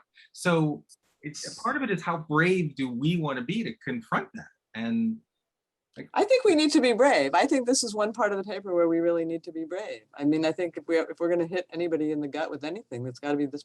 It's got to be one of the ways we do, my view. So how do we be brave? Go for it. Well, you got to name names, right? You got to call out, again, back to Francis' question. I think even what we started at the beginning, part of it depends on who our audience is. But you know, it's like if we're going after policymakers, then it is one framing. But if we're going after parents writ large, it's like, these are the forces standing in your way. Yeah. We want to empower you to break those. You know, I can get a lot of parents in the Bronx right now to be part of that coalition. But it can't be like we want to enlist you in our army for a 20-year-old fight. That I think it has to somehow, we have to get what we're asking them to get behind. You know, it's gotten to this, I think, I mean, again, you can all correct me if I'm wrong, but it's gotten to the sort of polarized, you know, Ian Rose for this and District whatever Sepulveda is not for this. It's hard to say then, like, get behind me, not him. I think we need to frame it in some way that's more like, and I don't know, maybe it's Andy's way or some other way, that's like, this is not part of that old partisan, you're with us, you're against us. This is what you're trying to do. You know, I don't know, maybe I'm wrong.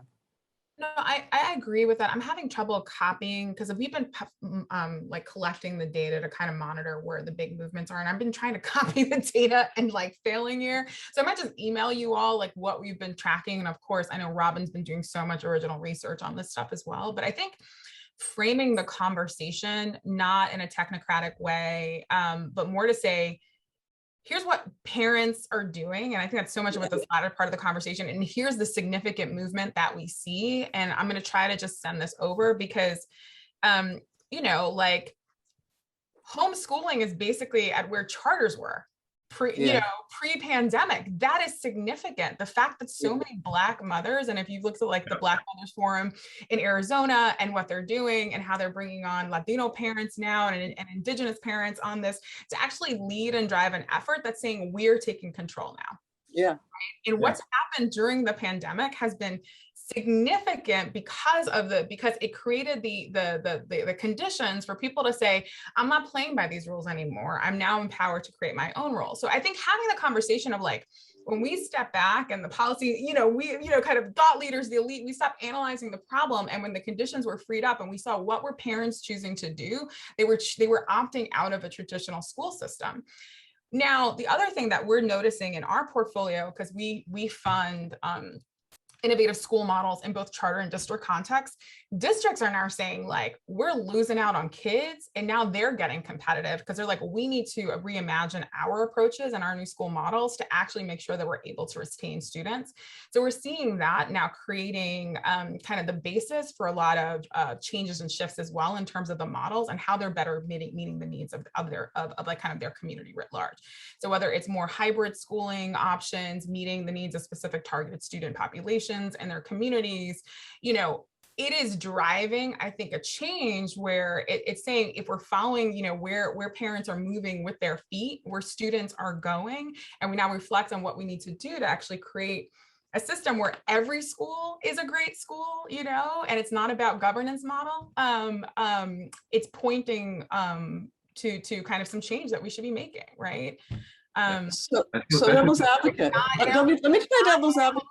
I also feel like not like continue to replicate the charter versus district divide is going to be really, really important because it's hurt us so much and it's the absolute wrong conversation. And so it starts to then get into like, well, what does that mean in terms of great schools and creating the enabling conditions for great schools to exist, however they are formed, whatever the governance model is. And so that's something else that I would throw into the mix. But sorry, a bunch of people are about to say something. Let me just say one time out thing, and then Ian. I mean, I still don't exactly get, I'm totally with you on let's look what's, look at all these people voting with their feet, let's help them, let's encourage them, and let's not make a charter versus district. But what is our reform position? That's what I don't quite hear yet. Ian, go for it. Oh, no, I was concurring with Francis. It felt like that's the opening of the paper, that this is our window, like this madness that we've all seen for 20, 30 years.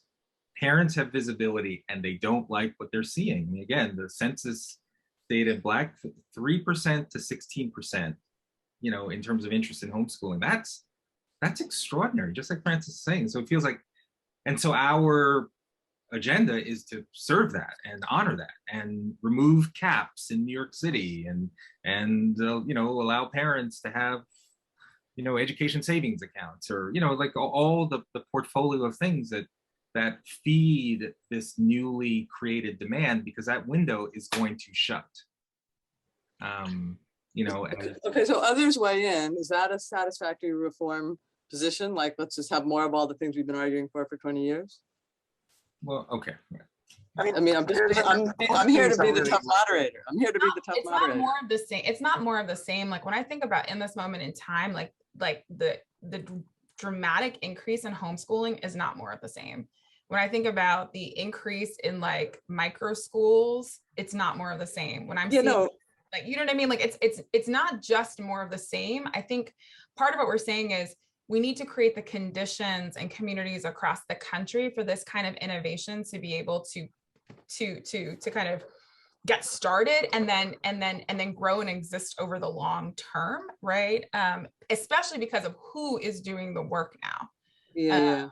It's not like we're making a shift of not having moving away from top-down approaches to really thinking about how we're creating supportive environments for the kind of innovation and new school options to exist. It coming from parents, it coming from students, it coming from what have been more like unusual forces. I think that is the Got it. So it's the supportive environment. It's the supportive environment for what we're seeing on the ground. Yeah, and we'll probably disagree a bit about what are those conditions and what needs to be in place, but I feel like we can start to kind of think about what those core ingredients might be. And I think in terms of the audience, can I just build on that? Let's sorry, you got a lot of people talking at once. Let's have Matt go first, then Robert, then, well, Robert, you've been waiting. Let's have Robert go first, then Matt, then I think Andy. Yeah, real quick, the more robust choice might also play to the internationalists among us, because it will more closely mirror school systems in other democracies who tend to be far more plural. I mean, that's complicated. There's features they have that we will not ever have, like standardized curriculum. but there's an internationalist comparison to be made about a more plural system of schools that would be appealing to that way of thinking.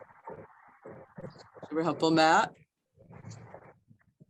I wonder whether a way to bridge here, because it seems like we're not hearing today from the anti-charter folks. That doesn't mean they're not going to rejoin or whatever. Maybe they're not speaking. But I wonder if a way to bridge here is to build on what was just said, which is to, as you know, if we're thinking about what are the conditions, and maybe even more than that, what are for those who are advocating for charters and for choice, what are the things that make them successful beyond choice itself? And I think what we can do is we say, how do we, in essence, I'm having a little hard time hearing you, Matt. I'm not sure what part was missed. Do I need to start from the beginning, or? Well, once you no, not circle all the way back, but sort of high points. You're just breaking up a little. Sorry. Okay, sorry. Yeah, just bad cell coverage.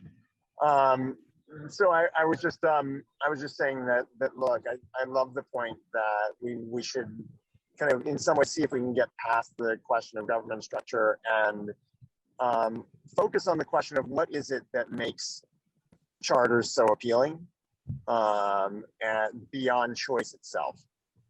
And what's the answer in your view? What's the answer in your view? I don't know. I mean, I think I certainly lack the expertise of many in this group, but I would imagine that, and this will bridge, I think, some of what Kelly will bring up in the next outline, that it's questions of parent participation, questions of teacher autonomy, which define not only excellent schools, but the kind of schools that build effective communities. And so if we can isolate for what are the things that make charters successful,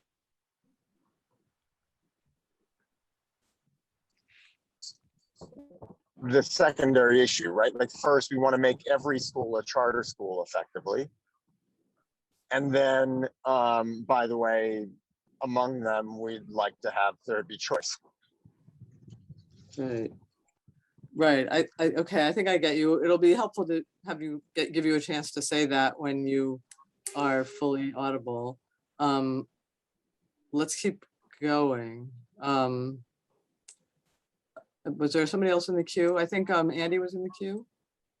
Yeah, I have just a very quick point. I think like on audience, I think you were asking like what are some of the outcomes. I think, depending on people's comfort level, we should push the funding community hard on this. It's sort of, if you look at some of the efficacy of high performing charters, it's the sort of walk away is kind of remarkable. And then if you look at some of the foundations that talk the most about empowering the poor, and then it's just crickets on choice. I feel like that's an issue we should take on and call the question on. It's sort of remarkable the amount of sort of pixels being spilled on pay-ins to empowering people who don't have power relative to money going to give parents power over this very fundamental thing in their lives, and their families' lives. And I mean, I don't know how comfortable people are going there, but like, I think we should call the question on that. Again, I'm for punching hard. I mean, what's the point of this if we can't punch hard? And this is something we all agree on. I mean, like everything else, this is why they picked us. This is why Walton picked us, because we're together on this. Let's punch. I do think we need to. The next thing I was going to say about that was I do think we are a selected group in a way. I mean, I don't think they would say they picked us because we're all for choice, but I think deep down that's kind of how they picked us. And so we have to be aware that we have to make arguments that are persuasive to the people that aren't. That's all I would say. We don't have anybody in the room saying you people are full of it on this. And so we sort of need to do it to ourselves. But I don't think people get the disconnect. So I think that would be something. I don't think people stop and just reflect on just the disconnect between what they hear, where the money is going, and the structural issue in education. So I think like, Tamara, I agree with you, but I think like calling that out is actually a contribution. Yeah, that's fair. Again, I'm for punching. Others want to weigh in on this? So the question now is again, like going back, we are right at the hour, look at that. The question is sort of going back to the word processor and coming up with a different outline. And I think, Andy, I think yours is an important place to start, but I think it's very sort of abstract and meta. I think you need a writing partner who's a little less meta, and I don't know if it's Francis. And you already have writing partners. You already have Darrell and Francis. Maybe if you guys go back to the drawing board, does that sound like a plan? I'll just say my Yeah, name. I mean, I think we thrown in a bunch of outlines, so I'll take one or so, and so I'm happy to shuffle. So if this is the place that I should be, then I'll be on this, and I'll take myself off of parents. The other one? Yeah. we'll obviously ground it. This was intended to be fairly like just to make sure. What I really want to probe with this group is to see if there's any like violent disagreement with going this way. So yeah, we'll definitely flesh it out and bring it down. Okay, and I think, building from the moment, right? Like we're seeing choice before our very eyes that has people that don't even know they're exercising choice, that don't fit in the frame of our old argument. And that what we want is to make the world safe for that. You don't have to join our camp. We just want to make the world safe for what you're doing. People nodding. Okay, let's take. I'm sorry, Tamara, can I throw one more thing in there? We still don't know, even with, what the outcome of this pandemic will be and what the implications are for homeschooling, the pods, choice, traditional, like it could all be and probably will be a cluster.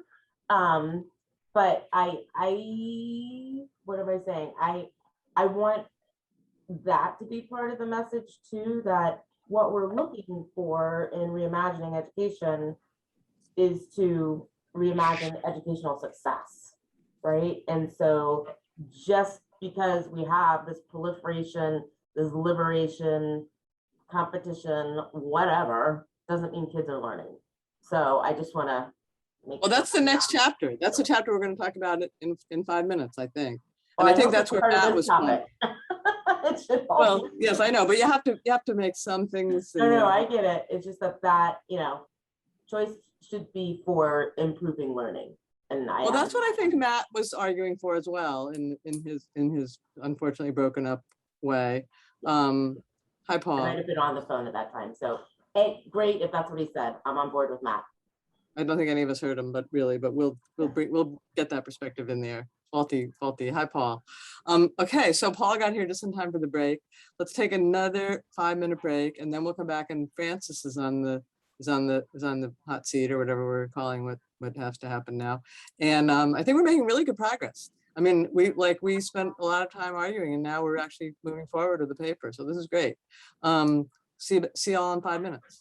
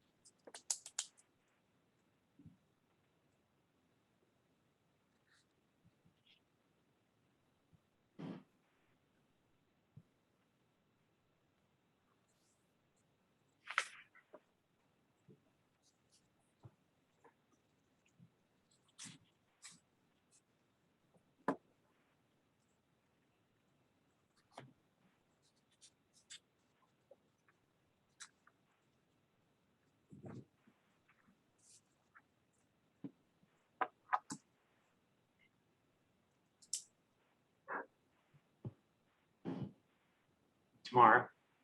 Yes. Hey, it's Paul. Sorry again for being overbooked.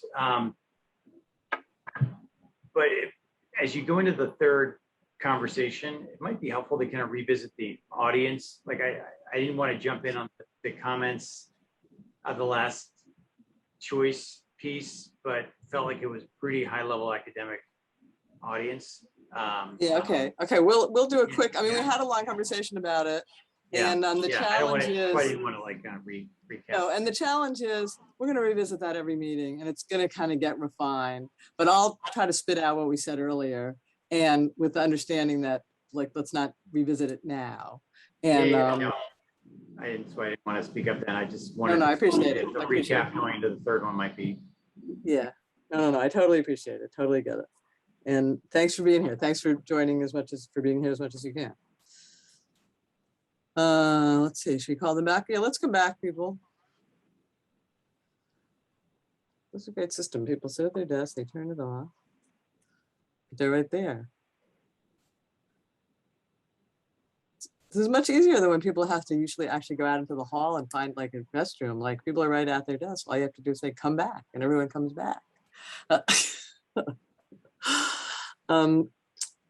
Okay, no one's laughing. It must be the third hour. Now I got Ian laughing. Okay, Francis, so Paul, who was a little late, asked about the audience again. And since Francis, you asked about the audience, I'm going to just recapitulate. I'm going to recapitulate the answer that was given earlier today, but I want to put it with a big shaker of salt. We're going to talk about this every meeting, I guarantee you. And we're going to get toward better and better answers as we talk about it. But right now, what was said shrewdly, I think, and I won't be able to find the piece of paper, but was that basically we're giving air cover for people that are, want to go in the direction that we're a bunch of leading thought, thinkers, education thinkers, are endorsing something in a bipartisan way is not going to persuade people who aren't going to go there to do it, but it's going to help people who are already thinking of going there, give them some air cover, give them some wind in their sails. So we should basically think of it as air cover for elected officials that want to go in the direction we're talking about, school superintendents and local school officials who want to go in the direction we're talking about, and funders who want to go in the direction we're talking about. And we want to give them, again, like, it's okay, it's safe, you can go there. You can create that support for the choice. You can do this. And maybe we'll persuade some people too, right? And maybe we'll open the window for what's persuadable. I mean, I don't want to give up, but air cover is not the only thing. But this is what we talked. So again, I don't want to reopen this whole conversation, but that was what was put on the table, was air cover for people who want to go in this direction, and those being the three biggest constituencies. Like, not too many parents are probably going to read this. It'd be nice if they did, but it's hard to get things in the hands of parents. Okay, let's stop there on that topic, if you don't mind. And we'll revisit, I promise you, next time. It will come up every meeting. Somebody will say, what's our audience again? Francis, you're on. All right, I'm on. And it feels strange to be talking about this without Carrie, since the two of us, like, we're linking up on this, but we shall move forward. Yeah, I also expect there to be lots of debate, which I can't wait for. So the task was to think about this question of, which I summarize as like, how do we broaden the tent? Like, how do we bring in more stakeholders, specifically parents, students, and teachers, into this work as part of the reimagining exercise that we need to go through to get to a more equitable education system. And I think the conversation we just had on choice really connects to this, about how do we make sure that we're putting parents, students, and teachers more in the driver's seat of the work that comes ahead. And so in the outline, what we started off with was almost like a statement of beliefs and some principles. And I actually think it's probably going to be good for us just to start there, because everything else flows from that initial outline of, like, here are the kinds of changes and shifts we think are required in this next phase of the work. So understanding that folks probably didn't have tons of time to engage, do you want to just read that first part? It's outlined too, like the first kind of section there. But why don't you walk us through it? Because people can read, but it's always good to hear. It's good to hear. I mean, just walk us through it quickly. Okay, so it's the importance of ceding power to parents, students, and teachers. Those who have been most affected by the inequities need to be drivers of the change we need moving forward. Acknowledging past mistakes of how this work has been done in education, so that we can get to a different path forward. Viewing teachers as expert in their craft was also a key part of that. And so basically all of this is about moving from a done to a done with mentality. So engaging folks on the ground in more collaborative decision-making. And I would say for me, I think so much of this is important, particularly you start thinking about like the meaningful consultation provisions that are in the ESSER plans right now, the way in which this work is done, where it's kind of more check the box exercises, as opposed to really thinking about how we change the way in which the work in education happens. So I'll just stop there more from a principal's perspective, just to see if there's any feedback. And then we can kind of get into the other sections, because what we did is we said, okay, so when it comes to parents, what are we talking about? When it comes to students, what are we talking about? When it comes to teachers, what are some of the issues we're talking about? But just want to start with that overall frame and see what feedback folks have. Okay, so I'm going to be really devil's advocate, so forgive me, okay? And I feel I can do this because I don't know the field, and if I knew the field, I'll wash my mouth out with soap. But you know, everybody was for like democracy in third world countries, so we started having democracy in third world countries, and they started electing dictators. And I'm like, do we have any worry about that? Like, we're going to say, you guys are in charge, do what you want.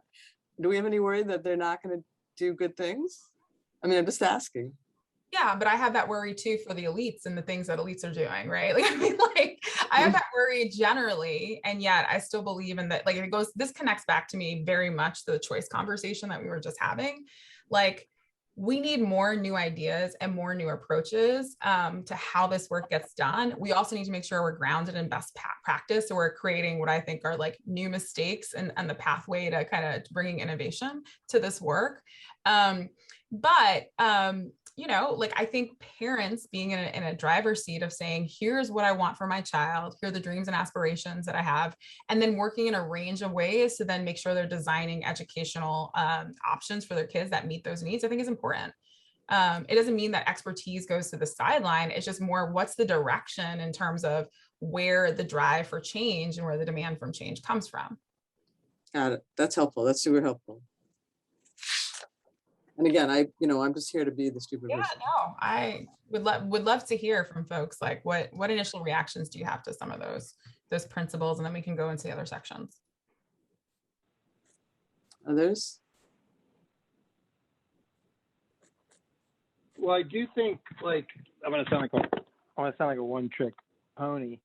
I do think the choice paper and this paper could fit well together, because, like, I mean, what tomorrow is getting at, the example in our sector would be like site-based councils, which were just, you know, a disaster for a lot of schools, and just basically led to like the worst kind of school board district politics and just being acted out at the school level.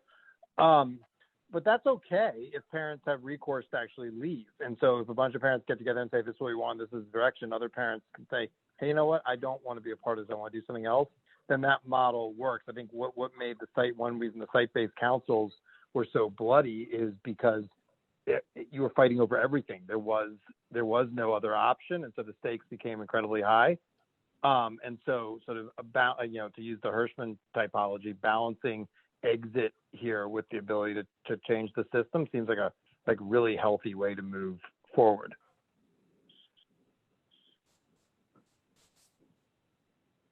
Others?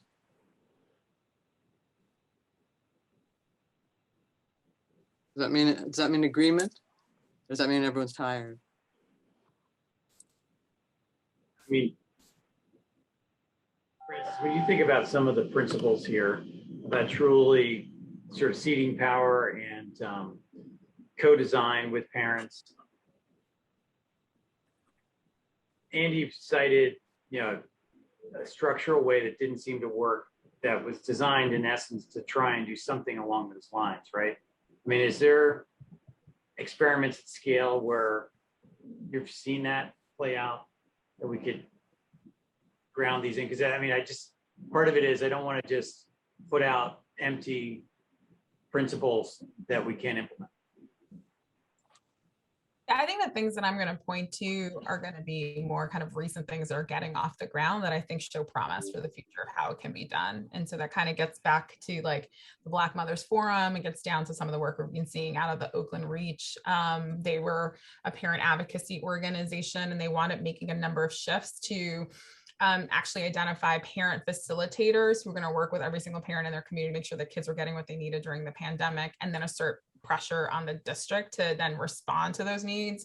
They're now building that out to create a literacy hub and are getting more involved in kind of the academic support to students. Like there's like examples like that. And I think that there are a number of ideas that point to the way of how this work is changing and shifting. I think Springboard Collaborative could be another example, and our friend Ian here is partnering very deeply with that team. Just like what happens when you put parents at the center to be viewed. I mean, and I don't want this whole conversation to be about parents. It starts to get into like the next part of the outline, which is like, there are ways in which we can view parents as like true partners in education to fortify what's happening in classrooms and in school buildings. And I think we've oftentimes said, like, when I think about education reform 1.0, we're like, we're not gonna worry about the parents.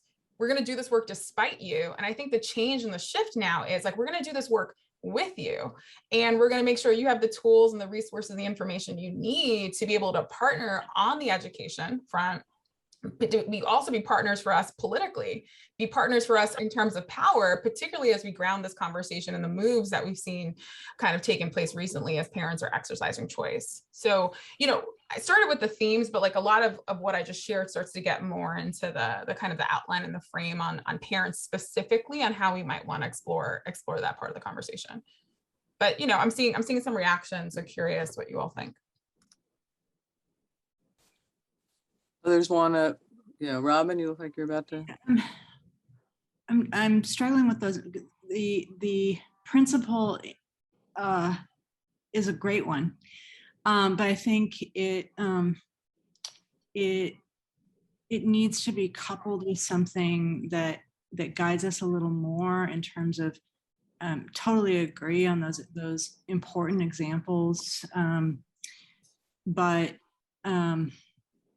You know, what do we do about the fact that I'm a huge fan about the Black Mothers Forum. They're not teaching very long during the day. We have no idea, you know, if the kids are learning anything. And it may be fine. Like grappling with those really hard questions is what we, you know, obviously you can't get to in a bullet point, but there's that.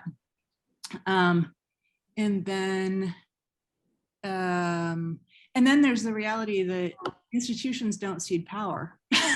So what do we do about that? I mean, who are we talking to here? You know, what are the structural implications of that? So that's where my sort of like, yeah, I'm for it. On the other hand, what does it really mean here? What are we really saying? Yeah, no, I love all those pushes on that last one. If families are leaving the system, like, I mean, that's significant power, right? You're right. Institutions won't cede it. They won't give it away unless there's a vested interest that they have in actually doing things differently. I do think the enrollment numbers and those shifts are like a huge lever there to drive people to drive change. But I mean, you guys, I mean, yeah, keep it coming.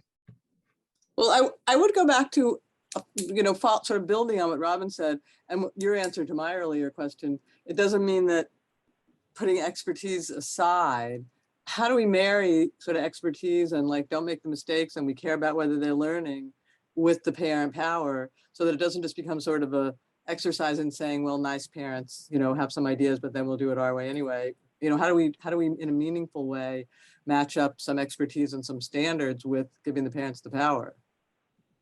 That would be my challenge. Yeah, and not insurmountable, but yeah, and on the other side of that is how do we avoid what, you know, has happened in Aurora, Colorado, which, you know, was a kind of a disaster in trying to cede power and get input from families, went went wrong thousands of ways. None of that means we shouldn't be ceding power, but it really matters what we're talking about. What happened in Aurora? Yeah. I'm not totally familiar with all the details, even though my team is doing the evaluation. So, but there was a big push to kind of do design thinking at the parent level. And I think what happened was it was just a mess. Parents were asking for things that couldn't be delivered on, or that the district didn't feel like were good things, and then had made promises to families that they couldn't keep. And I just think it was like confused chaos around, dipping your toe into ceding power and not really having a plan for, what you're willing to, what you're really willing to give up. Yeah. So then it just became a political disaster for them. Yeah, that would be my fear of what would happen everywhere. Oh, we're going to do this. This sounds great. And then they wouldn't really want to give up anything, and it would just be, yeah. But I mean, I'm not saying, again, I think all this, the good term that was thrown out earlier in this meeting is friendly amendment. We're all trying to strengthen this. Denise, would you want to say something out loud? Oh, it was just the example. It got me thinking, in the advocacy work that we do with parents and community and activists on the ground. It is important to build, and I do think this is critical in some of the success that we've seen from certain parent groups, that they have an infrastructure to rely on that sets them up for success, which is everything from professional development, but treating them, professionalizing almost being a parent, to give them that power, which I totally agree with Robin, is not ceded easily. I think the best examples we've had where parents have been able to really lean in is when they do and are received as good partners by like district administration. But then, that's about school leadership and trust and all that stuff. It's all the tools you're talking about, the infrastructure, the PD and stuff like that. Like, that sounds expensive and hard to do in every school district. It is. It really is. But then there are folks that support schools with that. So Flamboyant, that's some of their work. DC Paid is another place where that's working. Will, I'm sort of curious what you think. You're quiet in the corner. Do you want to weigh in on any of this? I sort of heard you talk in terms about parents having more power. Do you have thoughts? You don't need to answer. You can say tomorrow, don't call on me. We can't hear you. Yeah, sorry. Well, look, I mean, I want parents to be really powerful and to really use it and have amplify their voices. I mean, if it weren't for Black parents and Hispanic parents in low-income neighborhoods around the cities where the choice work has gone farthest, if it wasn't for them, we'd be receding everywhere. It's the last bulwark of political support, because at the top echelons of politics, many of the leaders have given up. I mean, I can't name 3 members of Congress who want to go out there and champion the kind of things that I think everybody in this group are for. That may be too harsh. Maybe there are some, but they aren't very vocal about it. They're not, out there fighting for it. And so to me, I'm less interested in parents, kind of co-creating education. I'm a parent, I don't want to sit around and figure out how to deliver education to my kids. You know what I mean? That's just what I expect the state to do. And I hope in a responsive way, but it's the political advocacy, the political power when you're not getting what you want, and how you can raise that voice and use it powerfully to change the system and to, put pressure on all those people. Like, Ian was talking about the politician in New York that you were talking to. I mean, this guy needs to hear from parents. And so, that's all we got. Because particularly I'm speaking from my biased position on the center left of the spectrum, and a lot of Democrats having abandoned the field, and a lot of progressives having abandoned the field on school choice. And that's really dangerous for us, because that means that it goes over to the other side and it moves in a libertarian direction, and it could discredit the whole enterprise as far as people on my side are concerned. So, it's a crucial question, but to me, it's a political point. How do we, this is the political force that we must rely on to put countervailing power against the teachers and the old bureaucrats who are trying to stymie choice, trying to stymie innovation in K through 12 education. So that's a sort of that's a parallel argument, I guess, to what Francis is arguing for, but not a mutually exclusive argument, I would say, right?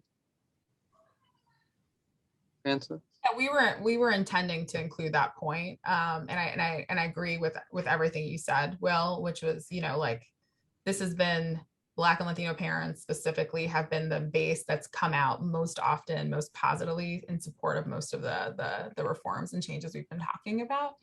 But we need to make sure that, and I think all of you said that the supportive infrastructure exists. There's so much kind of helping to understand of like current problems, helping folks to understand how to advocate, how to use their power. I think there's greater opportunities to then think about how you then take that power, not just and use it as a political lever, but then thinking about then how does that then go to inform, I think, the designs of schools and other nonprofit organizations. So parents stepping in, if they want to play a more active role on some of those. I do think parents as partners in innovation is incredibly key. And I think we have to move from a check the box exercise from the ways in which we get parent input and support on many of the changes that we're making. But yeah, I feel like all the comments that are shared, I agree with them. And it's not just about ceding power full stop, but it's like, what are the accountability supports around it? And so I wonder if, going back to what Andy said, there's a way in which we can think about connecting some of these ideas and arguments in a bigger frame. But we'll I'm for that, but I'm also for when frames get too big, things get muddy. I mean, I think like the choice chapter sets up your chapter. I'm not sure I would combine them in one chapter personally. I mean, it's just like, again, I don't want my car to make coffee for me. I drive my car and then I get down and I buy the coffee. Like, let's make it like separate functions. Yeah. So then I wonder, well, is there more feedback here? If not, I'm really curious. When you take to a specific, go to one of your specific areas. Well, I was going to say, because I think we talked about the parent one. I wonder if we go to the teacher one. Perfect. Yep.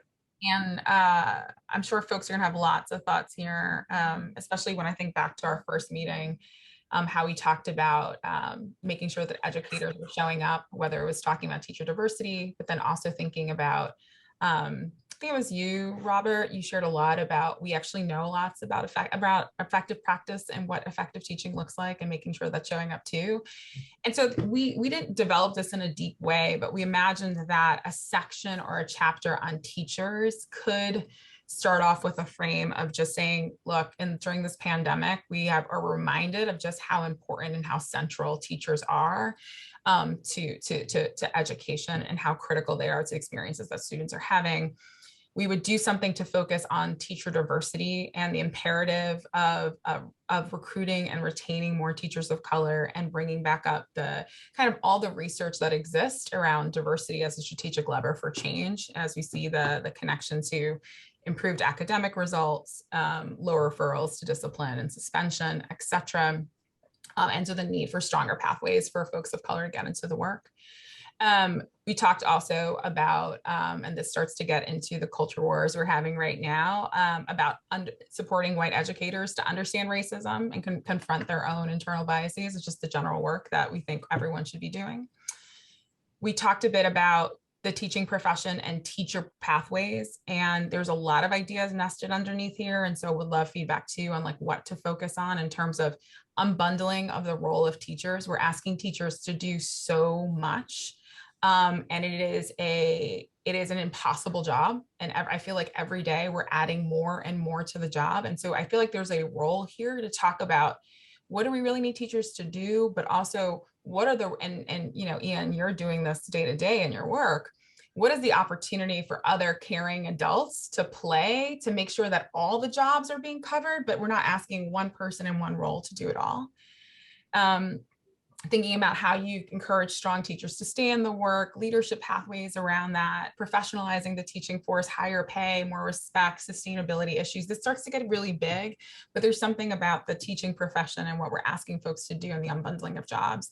And then, you know, another idea was then around effective teaching practice. We've learned lots about what works. There's also, you know, we talk maybe about leveraging some of the ideas and opportunity myth, about what we want to see in classrooms across the country, particularly as we're making this pivot to kind of the next phase of this work.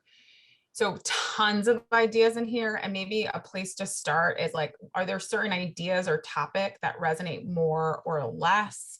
Places where people have energy to explore it. I wouldn't say that I feel like Carrier, I felt like we were the right experts on this, but started to kind of dive into like, what are the different threads in which we can take this conversation? Can you, this is just clarifying, I'm just looking at it. What's the opportunity myth in capital letters? That's the TNTP. That's a TNTP study we talked about last time. Ah, okay, forgive me. And even, not only am I ignorant, I can't even learn from what you guys are teaching me. Francis, in the teachers, are you treating unions? Are you distinguishing between teachers and the organized bloc? Because I think that would be important. Yeah, I wasn't thinking about how to bring up the unions within this. So would love just to hear more about how you might treat that within this section. Like I said, I also don't know that I'm the expert on this one, but I would love to have some like partners on this section. So, but would love to hear more about what you're thinking there. Well, it's just, again, it partly is how much we want to have this document name names and go to battle. And yeah, I don't think we can talk about all the opportunities with teachers as individuals and professionals without talking about the opposition of the unions that control them. And especially from a group like this, that's what makes, I think this message, or hopefully more powerful, that we're going after the people who are really standing in the way, but their rhetoric doesn't match their actions, and we're calling that out. So I was looking for, when I saw you had this section, I was actually wanting there to be something about how we address the unions, and is there common ground? Is there a place where we can find connection? I mean, I've never missed a chance to have a fight with the union if I could. So, let me preface it with that way. But one of the things I liked about the chapter we just talked about is that we sort of talked about saying, like, our old polarization on this doesn't matter. It's happening. You don't have to take sides in that polarized debate to be part of movement forward. And like, it'd be nice if there was a way to do that here, to even, call out, like, maybe teachers unions in the past have been obstacles, but you don't have to take sides against them to help us move this forward. Is there a way? Maybe that's like, I'm having my cake and eat it too, but I don't know, just throwing out the question. Ian, you can answer.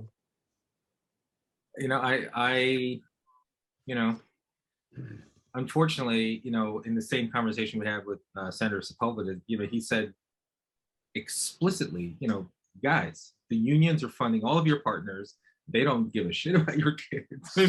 She was just like laying it out. It's like, okie dokie. So I guess maybe the answer is no. What do we do about that? We've got DFER, we have some, other financial support, but we have to call them out. They're standing in the way. Okay, fair enough. Robert? Yeah. I mean, there's really only, I have a lot of strong opinions about education. There's really only one hill that I'll die on. And it's the idea that the job of the teacher is simply too hard for the workforce that we have. If you have 4 million men and women doing anything, you're going to have a range of abilities. And the job is currently configured is beyond the cognitive ability of a significant, maybe even majority of the men and women that we're asking to do that job. I don't know how to fix that. I don't know how to say that publicly without being perceived as anti-teacher. This is not a teacher union issue.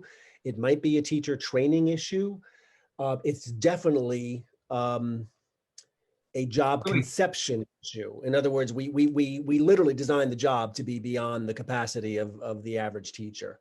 I mean, that to me is the front that I think is really, if there's any, and it's not low hanging fruit because it's a vast change in the culture of education.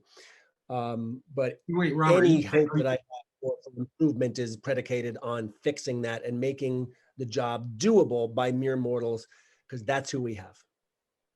And are you saying that because the job itself has taken on like the encroachment of social issues that have come into that's part of it. I mean, it's everything, Ian. I mean, it's Dylan William makes this point that we're always adding new things onto teachers' plates and never taking anything off. So I mean, I would go as far as saying that we are, teachers are really good at being empathetic. They're mostly good at being good role models. They're not necessarily great instructional figures. They're terrible curriculum designers. So and we're asking them to do all of those things at an expert level, and that's at least 2 things too many, and maybe 3 things too many.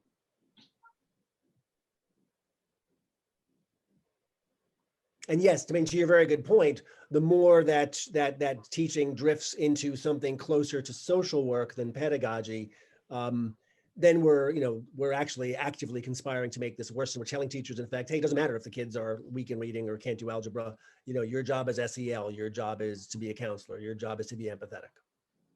There's a way on this, Robert, where I think we could point to examples of we are seeing innovations across our portfolio of how people are doing the unbundling of the teacher role and are trying to say okay, not every teacher is going to be great at curriculum design. We're gonna have folks who are focused on curriculum design or in the selection of high quality curriculum, and then training folks on how to use it. We're gonna have people who are going to do more of the relationship building and culture building. We're gonna have more people just focus on the instruction, right?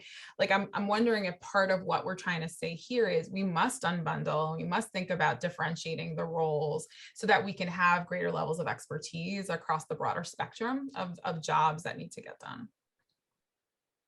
And then I guess I would also, at the risk of being too granular, I would also include the ed schools in this, because they've gotten basically a pass for the last 25 years. We've allowed them to send us teachers without a moment's preparation, for teaching. And then we wonder why we have turnover. We wonder why people feel so unsuccessful, because we've literally, configured the job that you learn on the job, and that's just not an acceptable way to run a real profession. I mean, I'm struck again as the outsider by the fact that you say something so radical and nobody really disagrees. I mean, I'm stunned by this. I thought we were going to have a big. Teachers are experts. We love teachers. What? Teachers are experts. We love teachers. Nobody wants to tell them, this is maybe this job is too hard for you. And it's not their fault, because my point is, if there's 4 million, that's who you have, and that's not going to change. So you have to make a job doable by those people. But Ian, your whole work at Cadence Learning, I feel is getting at this, right? Are you finding resistance as you partner with districts? No. I mean, for those who aren't familiar with Cadence, that's the national summer school initiative that we launched, and we're trying to figure out this question of how do you maximize talent in a whole new way, and because the problem in the classrooms is, as Robert says, with 4 million, you've got lots of variance in quality, and your really top teachers, their kids get the benefit, but rarely does their talent spread to others. How do you do that? So we created a mechanism that we have what's called mentor teachers, or some of the best teachers in the country, 15 of them, and through online interaction, they teach a group of kids. It's videotaped. And teach other teachers in the same grade, same subject, are on a cadence where they're essentially 1 day ahead. So every day, I as a teacher can interact with one of the best teachers in the country in my same grade, same subject, about the lesson that I'm about to teach the next day, to say, what are the moves the kids make? What are the preparation I should do? And we found it to be incredibly impactful in terms of enhancing the capacity of the existing teacher base.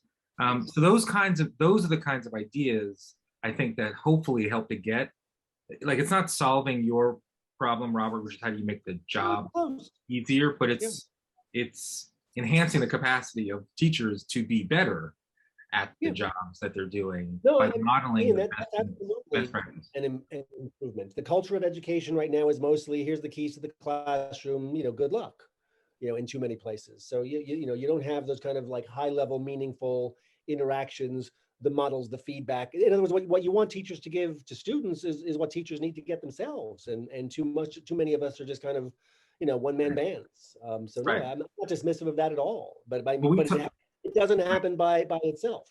Well, one thing we talked about in last time we met was the document itself needed to have empowering examples. For everything that we talked about, there is a specific, tangible, I can replicate that thing. But that's one, after our last discussion, when we did talk about the opportunity myth, I emailed Chris Stewart in the spirit of goodwill that, my critique of the opportunity myth, because it's a long document which romanticizes the problem and had like 2 pages of here's where things are going well, and it was amorphous, and you had no ability to actually take that anywhere.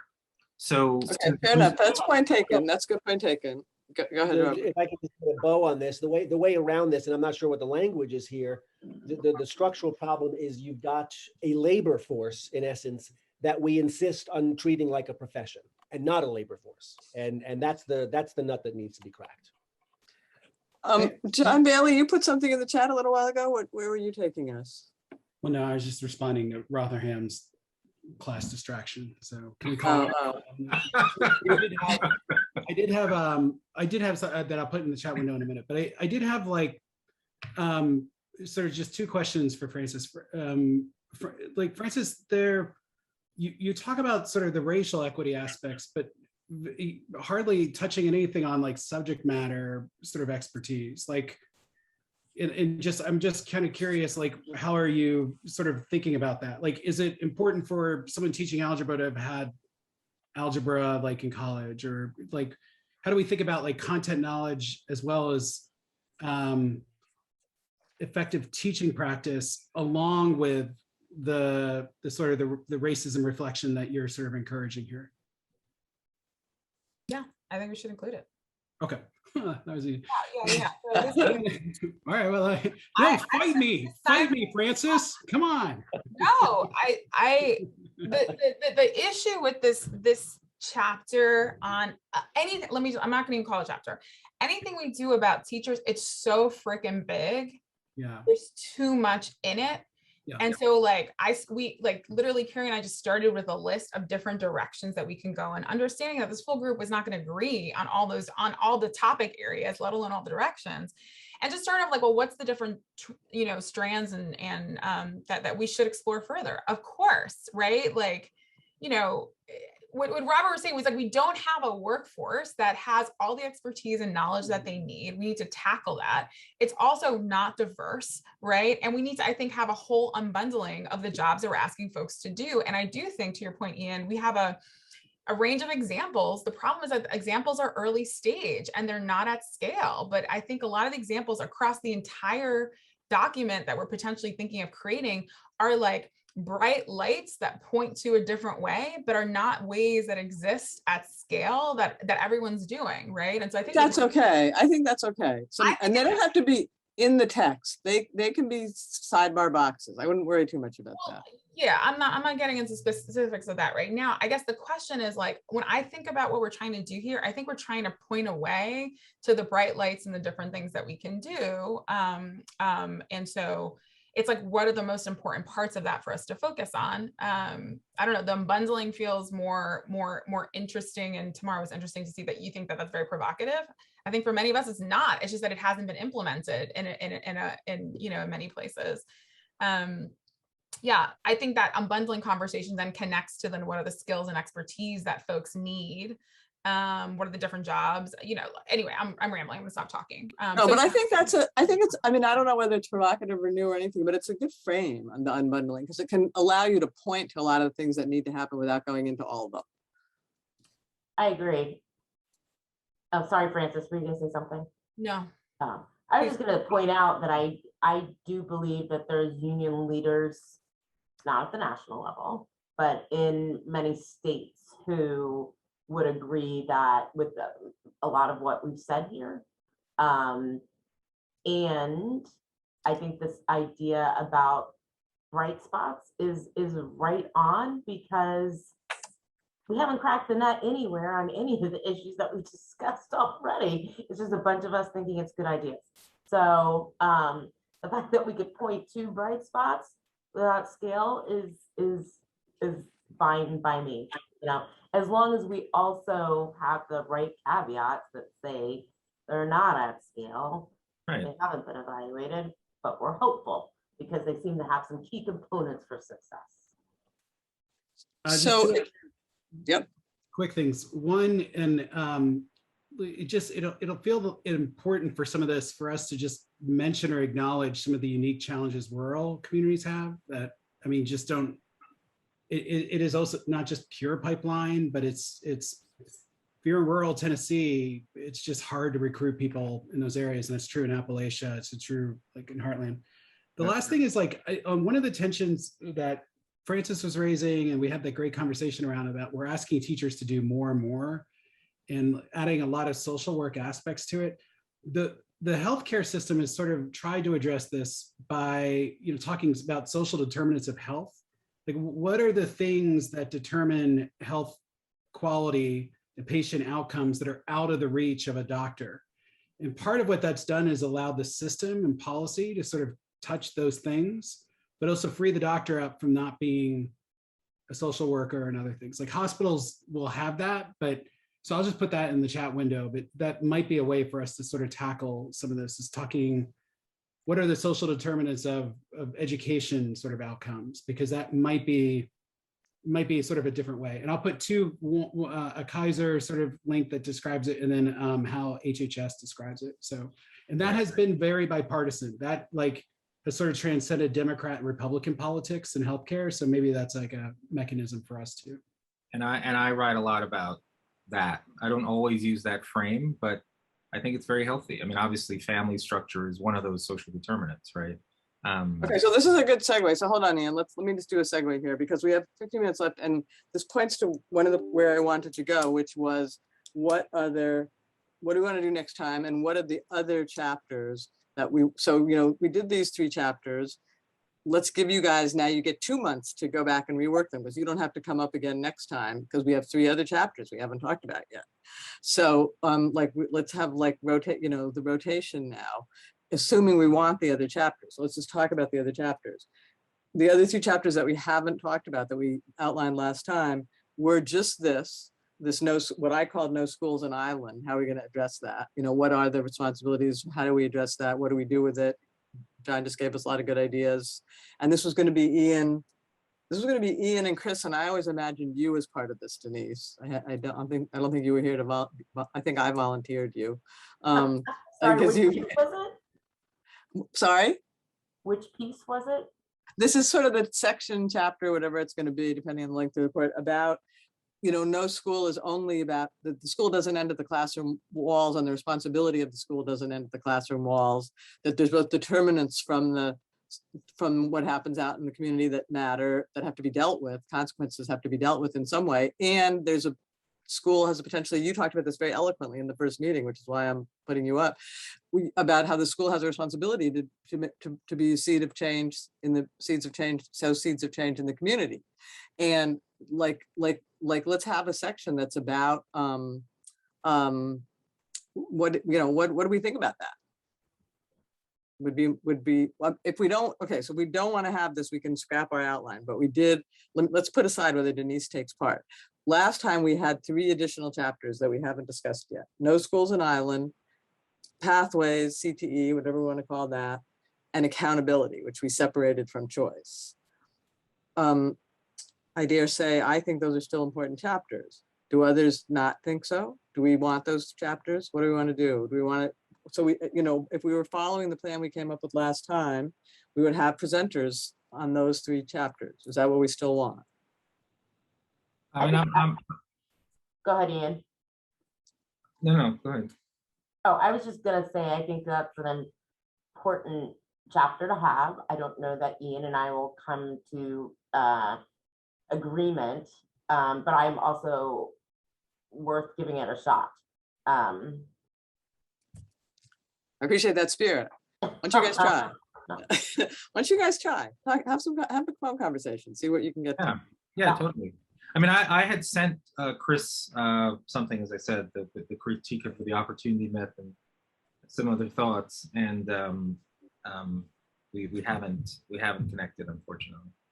Yeah, I'm not sure if Chris is still playing with us or not. We'll have to bear down on that. But let's, if you guys, why don't you have a phone call and see how far you get? And if you don't, you'll just come back to us and tell everyone. Ian, just shoot me if that's the grounding we're working from, so I could just think about it, and then we can have a subsequent conversation. Right. I mean, and I think you're going to disagree, and I think you're going to, in my view of it, you're going to have 2 different dimensions of it, but like the 2 dimensions together could be really interesting. If you can sort of tolerate a part of the other's dimension, it could be interesting. No, in fact, I think that should be deliberate. I mean, I think it's actually healthy to not have a document that seems so ideologically one way, and yet, as opposed to grappling, like actually reflecting what might be dominant viewpoints, and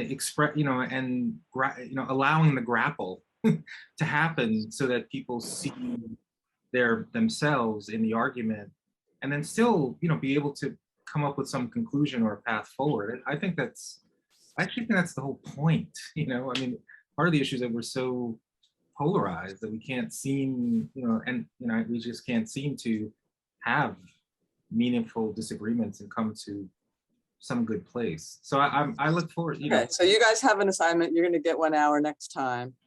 Paul, you were one of the leads actually with Ian. I don't know if Ian's got a lot of chapters on a pathways chapter. Do you want to still have a go at a pathways outline? And I don't know if Ian wants to partner with you or somebody else.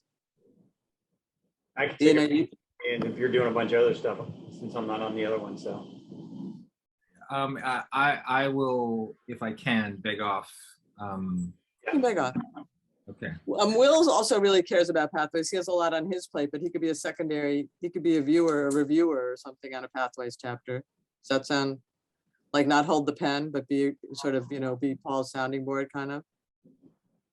Okay.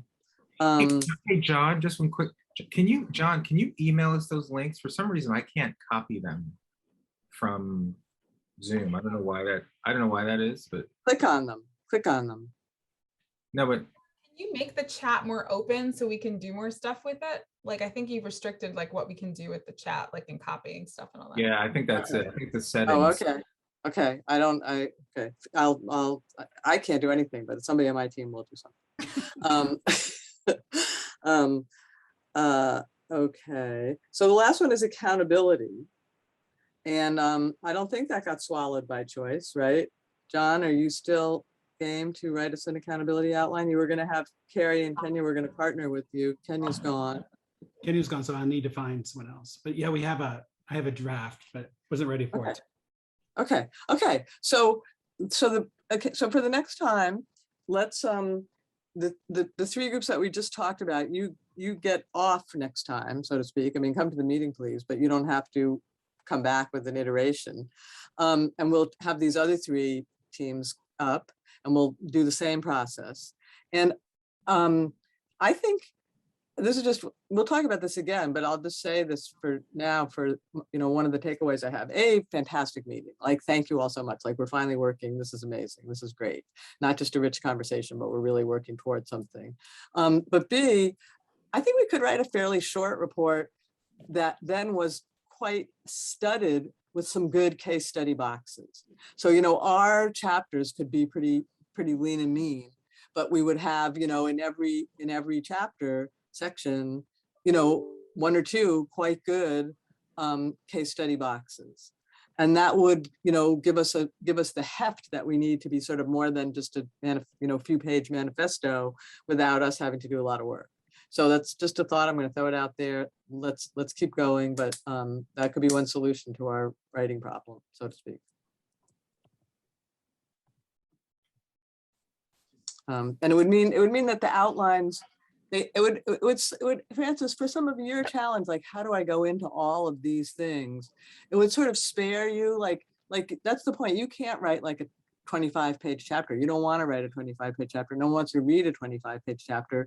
You know, what you can do is give us a frame that points to a lot of the problems, you know, in a fairly short chapter. I mean, I think these chapters should, like, we don't want people to have to read a lot. Yeah, and I think, you know, my takeaway from this conversation was like centering on the unbundling frame as like the bigger issue, and then kind of saying what are the distinctive kind of roles that we think are needed, and then that connects more to the expertise and you know, the backgrounds and experiences as well. I think that could be one way of doing it, but the core idea is around the unbundling. But we'll see. Especially, I don't know, Denise, if you really meant it, if you're trying to jump in, I definitely want to partner on the next iteration. So not sure who else. I'm game.